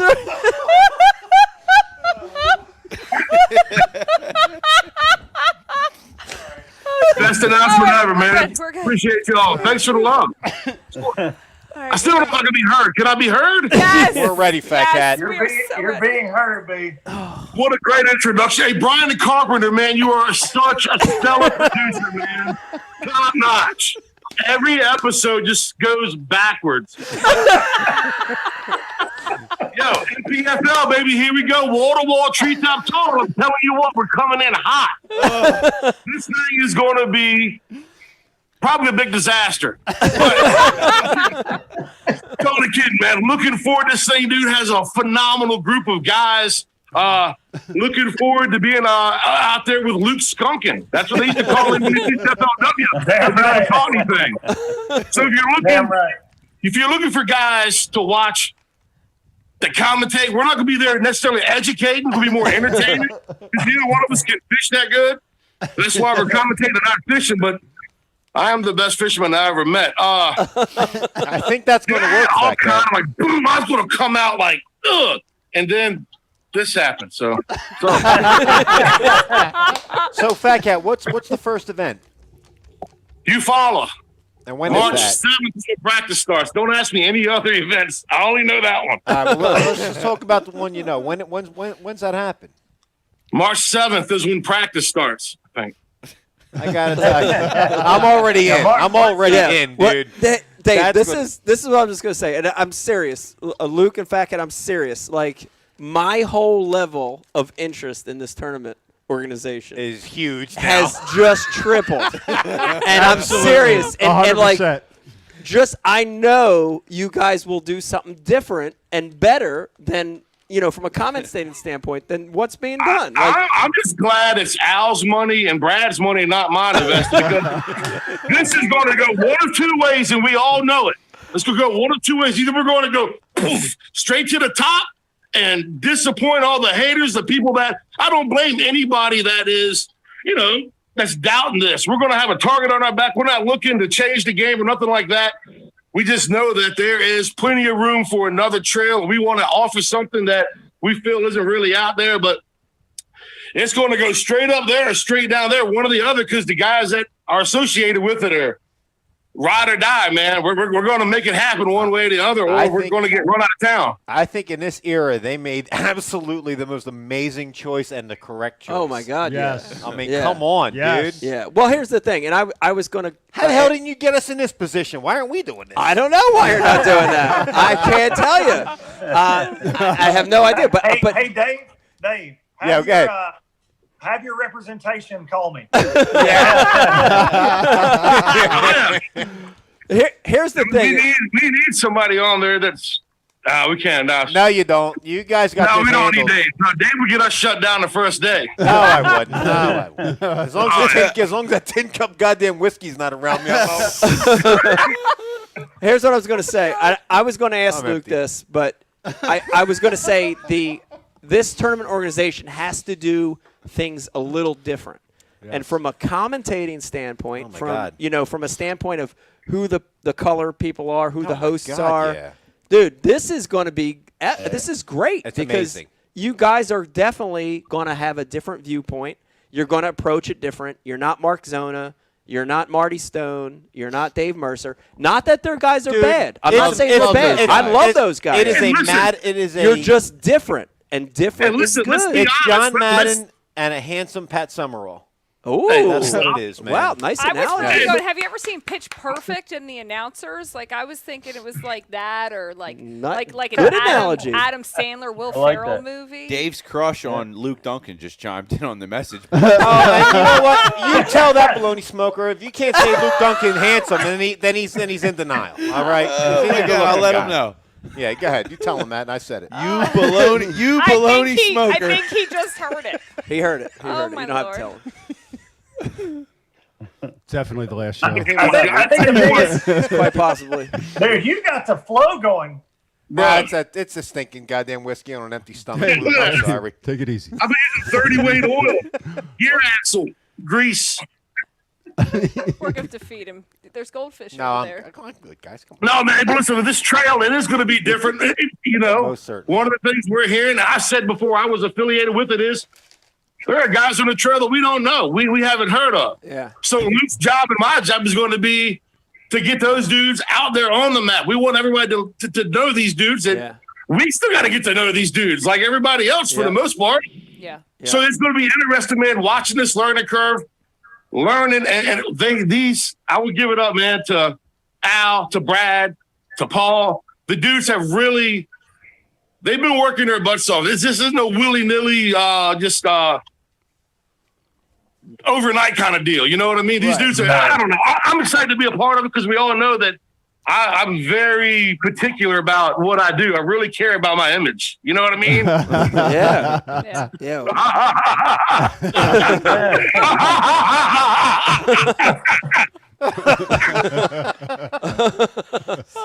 Well, however, my main goal, dude, on this league is just to entertain, man. Dude. That's what I'm there for. I'm not there to teach you because we all, like, real talk. Come on, dude. What do I know about fishing compared to the dudes that are out there doing it for a living? Right.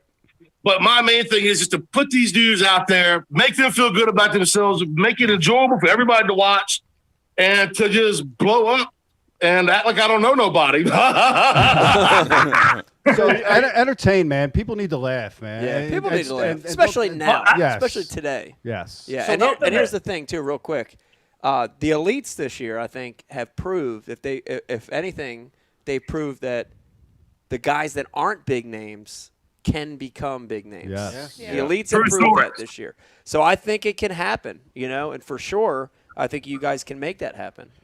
What is the Good format point, going Mike. to be? A Fat Cat, and what is the format going to be? Like, are you how many days? What's the cut? What's that whole? Oh, that's what I situation? like about it. We're talking about, so we're going to have 13 cameras live all 3 days, 125 angler field. All 125 anglers fish all 3 days. Wow. Whoa. What? Wow, that's really Now, are you So, going to be an what that on-the-water does, man- correspondence? What'd you say? Are you like an on-the-water correspondence guy? What's your We'll role? find gonna out. We're going to play it by ear. be? Yeah. Whatever I decide to do, they'll deal with it. You know what I mean? making your own rules. Oh, man, right now we're talking about doing everything. We're putting a team together, and we're just going to see what happens organically. We're going to let things fall into place. We have ideas of what we want to do, but to be real, man, we got to get in there with each other and see what feels right before we start forcing stuff and assigning stuff off the jump. Like, we have to get a good game plan together, but you're going to see some things get moved around and dialed in. Yeah. Because whenever you start a new job, you're going to mess up on that new job. And hopefully everybody deals with that and knows that's just going to happen, except for me. I'm going to be the one directing everybody and getting them in check, of course. Some snacks, just drinks, keep the stuff. expectations low, and we won't. And it's there you easy. go, man. Are the cameras on the boats going to be like stationary, like we're used to seeing, or is the marshal going to? No. We have 13 cameramen on the water. So we're going to have 10 camera guys on 10 different boats. Then we're going to have one boat running around. We're going to have another boat that'll have a correspondent in it. And then we'll have another boat that we ain't sure what he's going to do yet. We're trying to figure that out. So I guess as a fan of both you and Luke, I mean, am I going to hear you guys like jaw jacking about like everything that's going on? Absolutely. Our goal is to make this as entertaining as possible. You know what I mean? One of the days. Yeah. Woo! No, but like, we're there to make it entertaining. Right. And I know I can get wound up and I got to tone it down for this a little bit. I think they're going to make me comb my hair and take a bath and stuff like that. We'll see how it goes. What's up with the new hair? You look like you're ready to go skateboarding or something. Dude, COVID is something that I grew it and I started to dig it. And I don't know, man. That's juice. Huh? No, I don't know, man. I'll probably cut it off. I like it. I like you. I like you, buddy. I was gonna throw this out there, Dave. Something that we're going to do that no other fishing coverage right now is doing. We're going to have a live chat just like you guys do during the competition. So guys can send in questions. We can actually interact with fans. If a guy's catching them on a bait, we can let them know right then exactly what it is. Wow. Our goal is to be just like I am on the podcast, just like Fat Cat is. We want to be as completely transparent as we can be. And we're going to tell our anglers that. And I know everybody's closely guarded with how they're catching them and stuff, but we're gonna try to let it all out. Let me tell you something right now, Luke. Like real talk, if you're familiar with Luke or myself, we're not the ones that kind of bite our tongue. I've been known, you know me, I'll bite anything. But yeah, I could tell you guys right now that chat alone is going to be huge. The amount of like the comments that are going to come in. Whoo. Yeah. I think it'll be a lot of fun, man. Oh my God! It'll be so great. And that's going to be a lot of entertainment. You get a question in, just like you guys tonight. You can give it to whoever you're talking to. Can you imagine we can pass that on to an angler to get him to break down exactly what he's doing, what line? If he hasn't already said it, like that's going to be something that nobody else is really doing right now. I mean, you see that happen, but I think it's going to be more instantaneous with that instant feedback, man. I think that's just going to be something totally cool and more laid back. Look, like B said, I don't want to. I'm not there to act like I know more than those guys. I'm not there to be better than them in any way. We want to show these guys for what they are, who they are. Let the bass fishing world know about these guys. That's our job, and to have some fun along the way. And to break down what's going on that way, hopefully some folks learn some things too. And I think it's going to be a lot of dang fun and definitely worth a watch just because me and old Fat Cat. Yep. Are you going to be in studio, Luke, and like Fat Cat on the water? That's the initial plan. So right now we are going to have a studio. If we can get to where we can actually do the broadcast from the lake, from like a bandwidth situation, that's always, how that is. We see that with live coverage all the time. Yeah. If we can do that from the lake, that is what we would like to do, but most likely I'll be in studio. Gotcha. Well, you talk about, I love all 125 anglers fishing all 3 days. That's pretty cool. That's how I started fishing. And that's like the old invitationals, man. Yeah, is back in the day. It's pretty cool. But are you gonna are guys gonna know what each other's catching like they do with the MLF? What are you guys gonna do there? No, it's just gonna be standard. Nobody's gonna know what's going on. Well, old school, baby. I got you. There's a lot of really cool things. I like the fall tournaments. I love that. That's amazing. That. We're gonna see that in Bassmasters this year for the first time in like 20 years. Guys fishing in the fall, but you guys are planning on doing it. That's going to be pretty exciting stuff. Yeah, 2 fall tournaments and a championship in the fall also. So the championship's going to be in the fall at the end of the season after the final tournament. Yep. October, November-ish. Did you guys pick that first one yet? Maybe. Maybe, and it's going to be a good one. It's going to be a really good one.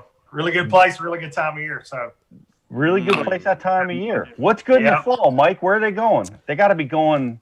Lots of good places in the fall. I love the fall, man. Just because you don't get, that's the biggest thing with the fall. People don't, you don't see the big weights, but dude, fall fishing is the best. I love the fall so much. I love it too. It's all about the bait. It's about patterns. It's really a cool time of year. Pumpkin. Oktoberfest. Yeah, pumpkin. Southern tier pumpkin. Yeah. Spice. I would say the Delaware River has to be top on the list for fall Should fishing. be. Should be. Pick the tides right. Come on, let's fish. I think I'm going for 8.5 pounds a day to win. Pretty good. See you in Darby. It's pretty good, guys. I like I said, I'm so excited. This is big news for me. This is big news with everything going on in the world. Yeah, it is. Between COVID, the riots, the election.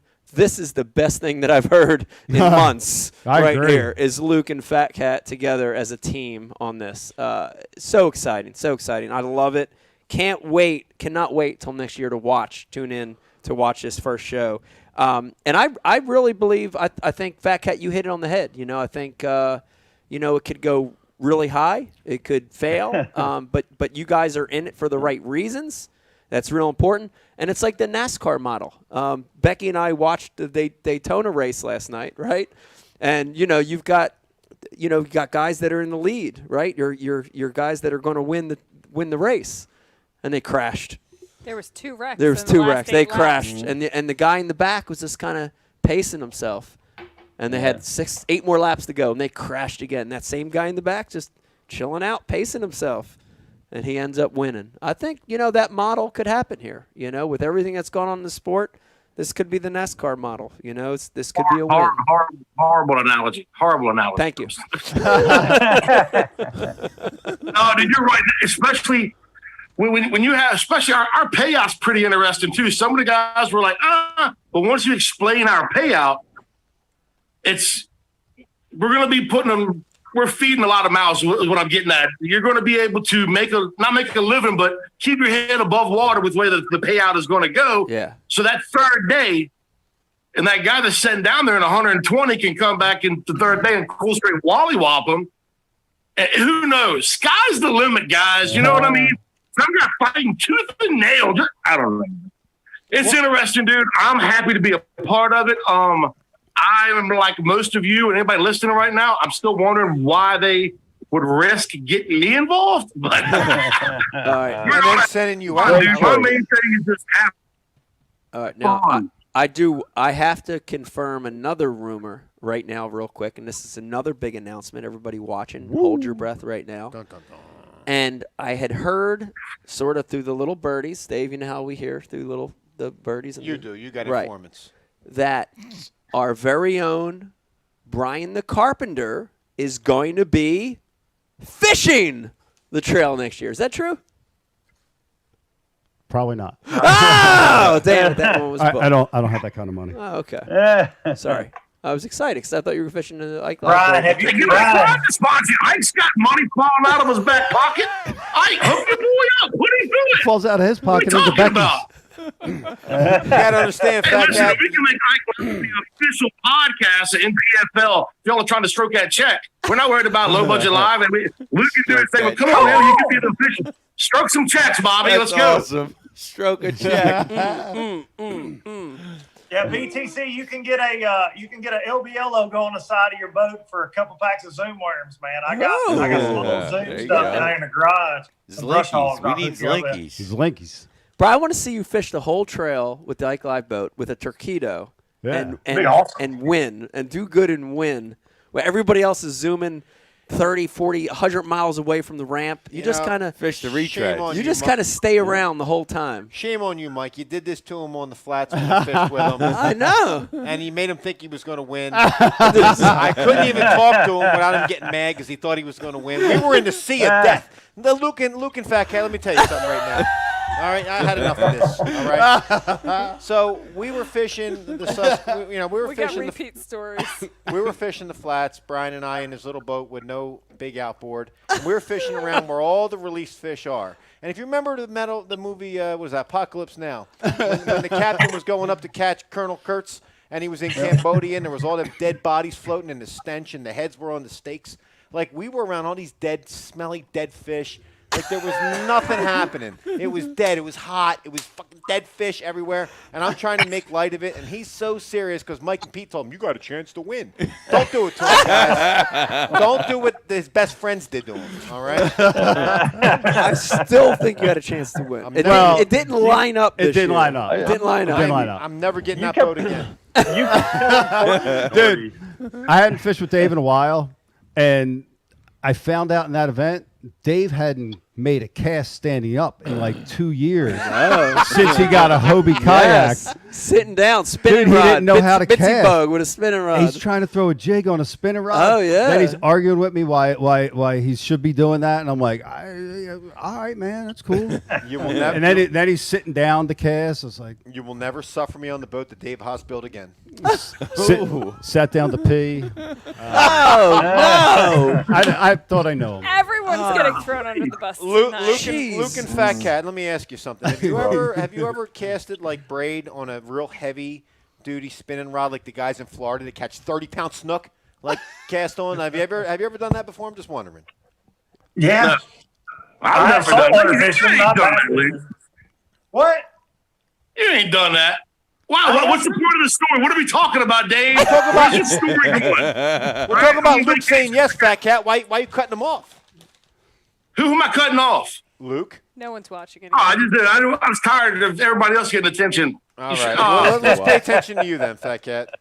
Tell us something. First of all, I do want to say I'm glad to see everybody on the couch just chilling, laid back, marinating. Rez, Paul Benson told me to tell you that your hook set as weak as your jab is. Shit. What Paul Benson said. That's a damn fake lie. He said you got hands soft as marshmallows and arms like string beans. Oh. That's what he said. I don't know, man. I like it. So this is this little sneak peek of what the NPFL is going to be. Right? That's how you go call it on the water? Call it like you see it. Oh, right. There it is. Okay. You freeze? I love all of you, but I'm ready for bed. All right. Wait. One more thing, Beck. Oh, Becky, you were awesome tonight. Don't Dave. do that. Yeah, no, I know. Dave, hold on. Star of the show. Help Rich get this started. Go. Guys, I want you guys to hear this. Rich has an amazing story about picking up Pete's boat. I do. You do. Oh. Can you do this? Yeah. Can you pull it off? You got the energy for it? Let's hear it. Yeah. All right. He's so tired. So Pete got a new bass cat. You guys know that, right? Yeah, it's beautiful. Brand new bass cat Puma. Right? It's an absolutely gorgeous rig, and I had the pleasure of driving it all over the state of New Jersey one day last week, from as far north as you can go in the state to pretty much as far south as you can go in the state, to Spring Garden Marina down there on the Maurice River. Well, the boat was out rigging last week or 2 weeks ago or whatever, and so I went up there to grab the boat for Pete. He's in Michigan filming with KVD. You know, he's up there having a good time and gallivanting, staring lovingly in his eyes. No mask on his face. No gallivanting all around, and love you, Kevin. right about the time I got to rigging the rigging shop that it was at, you know, where he's getting his graphs put in and all. Sir. And I get a phone call from Pete, and it says he says, "Hey, I need you to make one more stop for me." All right, yeah, no problem. Sounds good. Christ. He says, "I need you to go pick up the registration and the title for my boat." Okay, yeah, no problem. He's DMVing you now? No. The DMV, MSO, the registration and the MSO title paperwork. was across town at a restaurant, because the DMV, the registration and the title blew off the back of his truck apparently on the way up there or somewhere. I don't know. Maybe Pete can fill in the rest of the story after. But so the registration and the title got blown off the boat, right? And so he sends me like a carrier pigeon with an address of where I'm going to retrieve this document and this information. And I pull up to this address that I see, and I'm in like Secaucus, New Jersey. Like you're up there. Yeah, I'm up there. Yeah, like you're in, 16E, yeah, 15X, right one around way, there. one-way streets, blocked off. Sure. And the address he sends me is, I look at the door of the address and I call Pete and I'm like, hey, Pete, I don't know where you're sending me here, but this address looks like somewhere where I wouldn't knock on the door if I don't know who's going to answer. You know what I mean? And he says, oh, no, it's a restaurant. It's a Mexican restaurant. So Pete's new boat registration's at a Mexican restaurant in Secaucus, New Jersey. That's what I want you to know right now.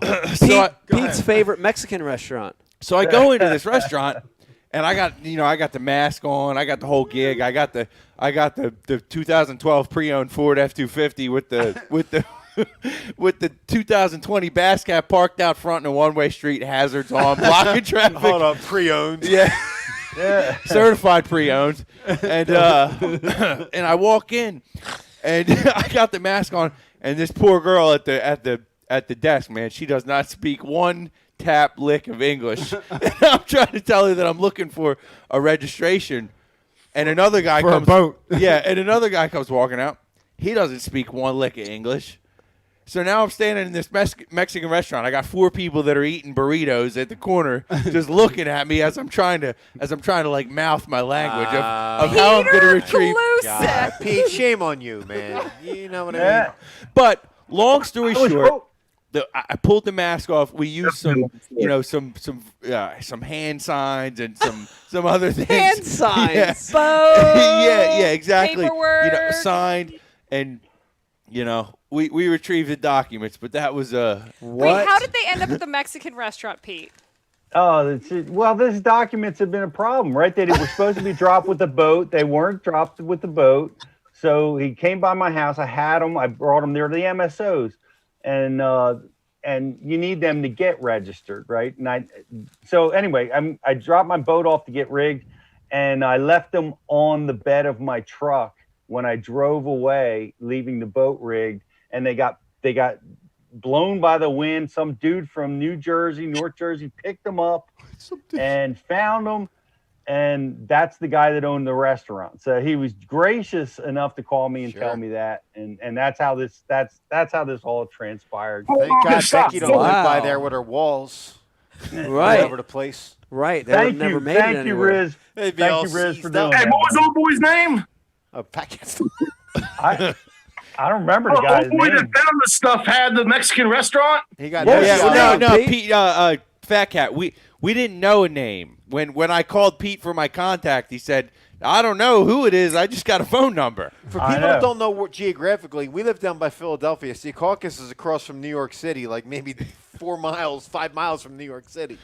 So We were up drove there. an hour and a half. I wasn't trying to hear no more about the story. I was just never mind. Mexican restaurant, I need tacos. I tried to make it a good story. All right, guys, we're done, right? Tacos involved. Yep. All right, man. Crazy. That's crazy. Big announcement, man. I am so excited for you guys. I can't tell you. Like I said, this has moved my level of interest up 1,000%. I cannot wait to see the first show live. Absolutely. I'm going to be tuned in with bated breath. Cannot wait. Eufaula in March, right? What are the dates again, Luke? Yep. March 7th. March Lake 7th, Dave. I'm in. We need to carve out the final 2 days. We need to do a little party here. We need to do a little seriously, but seriously, it really actually sounds like it's really sounds fun, right? Sounds fun. Like you don't know the anglers, right? Right. I mean, there's a level of interest in that, and then these guys are entertaining. I'm down, dude. I'm in. I'm all in. I'm all in. It's freaking unknown. I like it. Wait. It's going to be interesting, man. There won't be too many dull moments.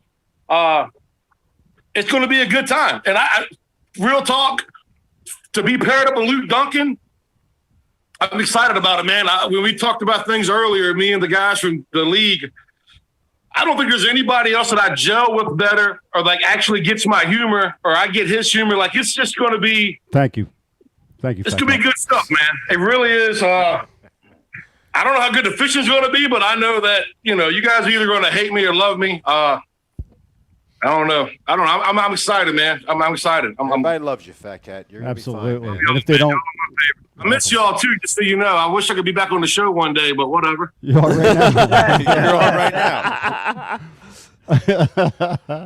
Love it. Love it. Well, I can't wait to see it. It's going to be unbelievable. And I think this was really, really big news. This is probably the biggest news on Ike Live since we heard earlier in the show that Ike Live was going to be canceled. So This is true. This is true. This is a good way to go out. Yeah, this is a great way to go out. Why not go out on top? And a cancellation. Right, a cancellation and big news like this all on the same night. I'm good with it. Yeah, I'm good What with it. better I guess? won't check my emails till tomorrow to find out if we got canceled. Just like old times. Just Feels don't- good. Just don't tell me. I don't take that news well. I'm the one that's got to break it to you. Then you Just holler don't- at me just- for Just don't. I won't answer. What else is new? That's awesome. Guys, I appreciate you coming on the show. It was awesome. Thank you for choosing Ike Live to kind of break this to the public. Really do appreciate Most that. professional podcast out there. It is. It is. We're maybe not the most professional, but Love, like, dude. How long has it been? How many episodes Ike Live had? Brian the Carpenter, click click. 120. 120. Probably And 120. we've been on for 20 years. Wow. Well, for 20 years, we're up to 120. That's pretty good. Give or take. They didn't have the internet 20 years ago, did they? Yeah, Al Gore invented it like 25 years ago. Oh, okay. All right. That was close. Who? Al Gore. Al Gore? You don't know who Al Al Gore Gore, is? yeah, he's the guy that ran against Junior, George Bush. Ross Jr. Perot. Him and Ross Perot. They used to hang Arm out. wrestle. Dude, what? I miss Ross I'm Perot. telling you, dude. I do Ross too. Perot would be like Jesus he'd win. right now. He'd win right now. Oh, He my would God. win. God, he would win. I'll never forget that one debate where he had the white paper and he was explaining the Oh, economy. yeah. He was like, you had to view it like you would a Chevy Camaro engine, and he like totally Oh, like, still flipped breaking the- it down? Yeah, he Yeah. it was amazing. Fucking That was awesome. my first vote ever was He for was Ross huge. Perot. Wow. Yeah. That's awesome. Need him back. Bring back Ross Perot. Is he live? Ross, if you're watching, come I back. don't He can't he be as died. old as these two. No. All right, but Ross no more Perot, politics. big Ike Live fan. I follow him on Instagram. He actually plugs you guys all the time. Oh, how about that? Nice. Yeah. Damn it. I knew Huge. that. All right. I knew that shit. Guys, we appreciate you coming on Ike Live tonight. thank Very, y'all. very Thank y'all exciting for having news. Congratulations. New roles coming. Thank y'all very much. Appreciate y'all, man. Fat Cat Luke, we'll see you guys. Thank See you you guys. soon. Thanks, man. Toodles. March. We'll see you in March. That was really big news, guys. That was big news. I agree. I honestly didn't Great expect team. that. I didn't expect that. I thought it was going to be a more mundane announcement, like I don't know, like we've got Charles Grisby fishing with us next year, For people something like watching, that. I don't know. For people watching, in all honesty, I swear to God, I didn't know Fat Cat was coming on. I didn't know he announced. I didn't either. Yeah. Had no idea. Shout Pete, out to Brian the Carpenter. Pete, what would No. you give that? I mean, you know, in all honesty, NPFL, ups and downs on people's reception to it, but that gives it a different spin for sure, right? It intrigues me. It's going to be. I thought, like you, that they were going to announce like a competitor Right. that had decided Right. to join. But Fat Cat is going to be a great addition to it, and Luke's awesome. Yeah. And like I said before, you guys were cracking up about something, but Fat You wouldn't Cat's laugh at it. amazing. Like when he gave a presentation at Cash and Rods for us about promotions of social media and that sort of stuff, he's surprisingly good at communicating. When he's not being funny. So in between the cracks of cracking jokes and stuff, I think it's going to be an amazing matchup with Luke. I think it's a good call.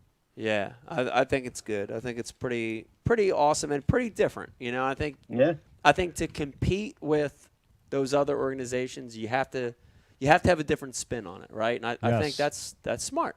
It's smart. It's a good move. I'm interested, dude. I like their outlook on it. They're not taking themselves too serious. Yeah. That's important. Yeah. Because a lot of people in bass fishing take themselves too serious. They do. And I can tell you this, Fat Cat for the Ike Foundation last year. Job. Yeah. He crushed it. Crushed Yeah. it. Crushed That's it on awesome. Delaware River. Did a great job. I'm a big fan of that guy. Right. Engages people. Yes. Makes people want to watch, want to listen. Yeah. He's awesome. So Now it's you gonna meet be him good. in person. He's a large personality for sure, man. He Like, is. He's a Hey. unique person. He is. All right.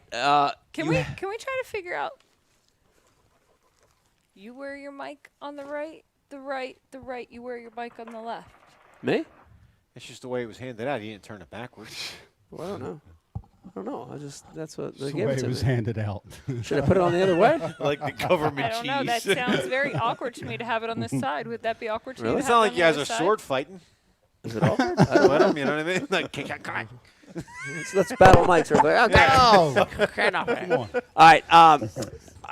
All night we asked you guys to like and share the feed, and We you did a asked you. wonderful job of doing Yep. that over on Facebook. And Wonderful. right at this point, we are going to pick a winner, Riz, and who we have as a winner for the Ike Live gift bag. Tonight's winner of the awesome Ike Live gift bag 23 is pounds, by the way. heavy 23 pounds. Big old bag of kettlebell. is Taylor Cross. Taylor Cross! Congratulations, Taylor Cross. Taylor Cross, you're Taylor a winner. Cross, you're the winner. The Ike You Live are gift the bag winner. Please accept my friend request so that you can send me your mailing information. Thank you. There you have it. Another great show You can tonight. unfriend him afterwards. Another great Why show we do tonight. it that way now? How come you don't just say send me your address? I won't put it through. Why are you creepy? This is Facebook, like and share. This isn't just the message board. My bad. Gotcha.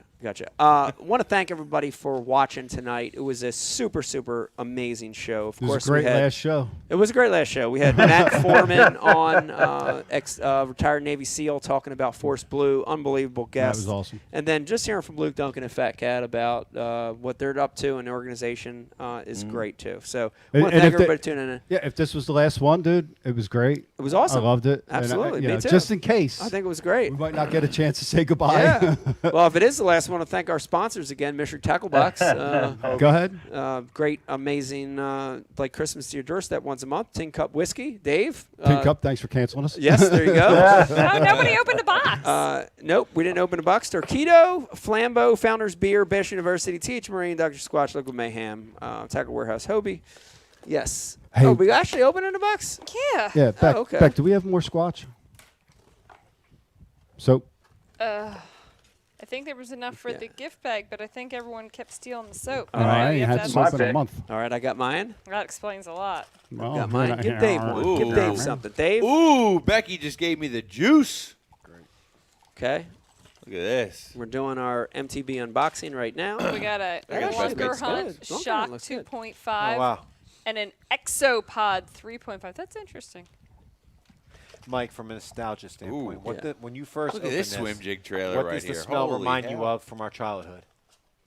Mans? Yes. Yes. The It's got a man- man's scent to What it. was that tail called? The flat tail. The jelly worm? Jelly worm. Yeah. Man's jelly worm. Or auger tail. Either no, one. it was yeah. This is a good box Yeah. right here. Yeah, this is a good box. I Wow. like what I've got heavy. here. Brian the Carpenter, give me a close-up right here. I've got a really cool bait by Savage Gear. And this is a Whopper Plopper style bait. It's called the Smash Tail Minnow. I look at it very much looks like a Whopper Plopper. I see a couple little different features, but it's got that tail. It's going to be awesome. Beck, what do you got? I got 2 crankbaits. I have Crankbaits. the original Castaic. Castaic. They're good crankbaits. Loco 10. Looks good. Loco 10. Japanese style crankbait. Very nice looking. Near world record largemouth caught out of Castaic Lake. Wow. What do you got? What else you got there? Square bill? Yeah, this one's the 2.5 foot diving crankbait, and that's the 5 to 10. This is a floater. Wide wobble. Wow. Okay. It's called Sassy. This is totally my bait to show everyone. Sassy. All right, Dave, what do you got over there? I see some soft I plastics. have a real gnarly, little crawl type bait. They're called the Raptor Crawl Junior from Excite Baits.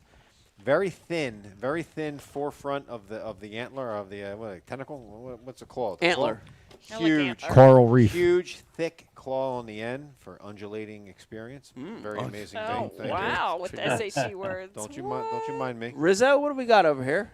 I got 2 because I got 2. And I got a Biospawn Exopod 3.5. It looks like something you could flip, but it like also it. looks like a pretty banging swim jig Oh, trailer. yeah, right I there. like that. Very pretty. Swim jig or chatterbait. Yeah, jig trailer. And then also I have a Roadrunner, a Roadrunner Classic Runner. It's the bait, I guess Casey Ashley designed. Fish head after- spin. Yeah. Yes, after, fish head After the spin. Classic win and coming into the fall, I think this is a key bait. Little bait imitator around Yeah. suspended fish pilings. Heck Did he do good in that classic? What'd he do? Oh, you want I think he won. Pete, what color Senko you got? Pete, what you got? Black Senko? I got a filthy frog, and it says "Eat Me" on it.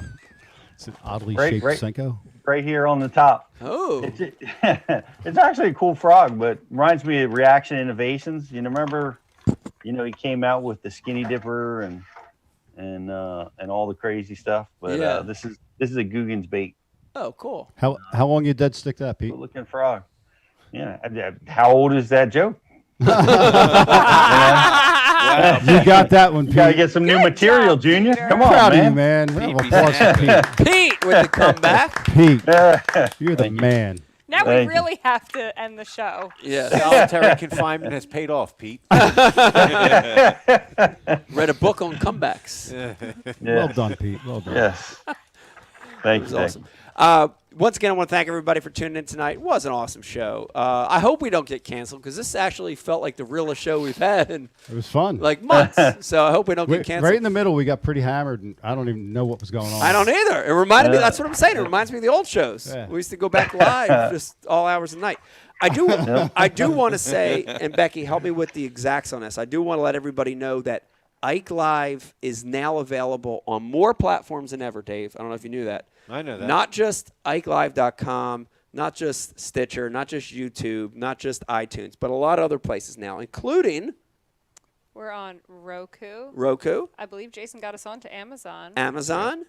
And he's working on other places. Other Right, places. That's what we have right now. There you have it. All right, so We're soon going to be everywhere. We're soon going to be everywhere. So listen to me. Apple Even if this is the TV. last episode, go to your favorite place where you download podcasts.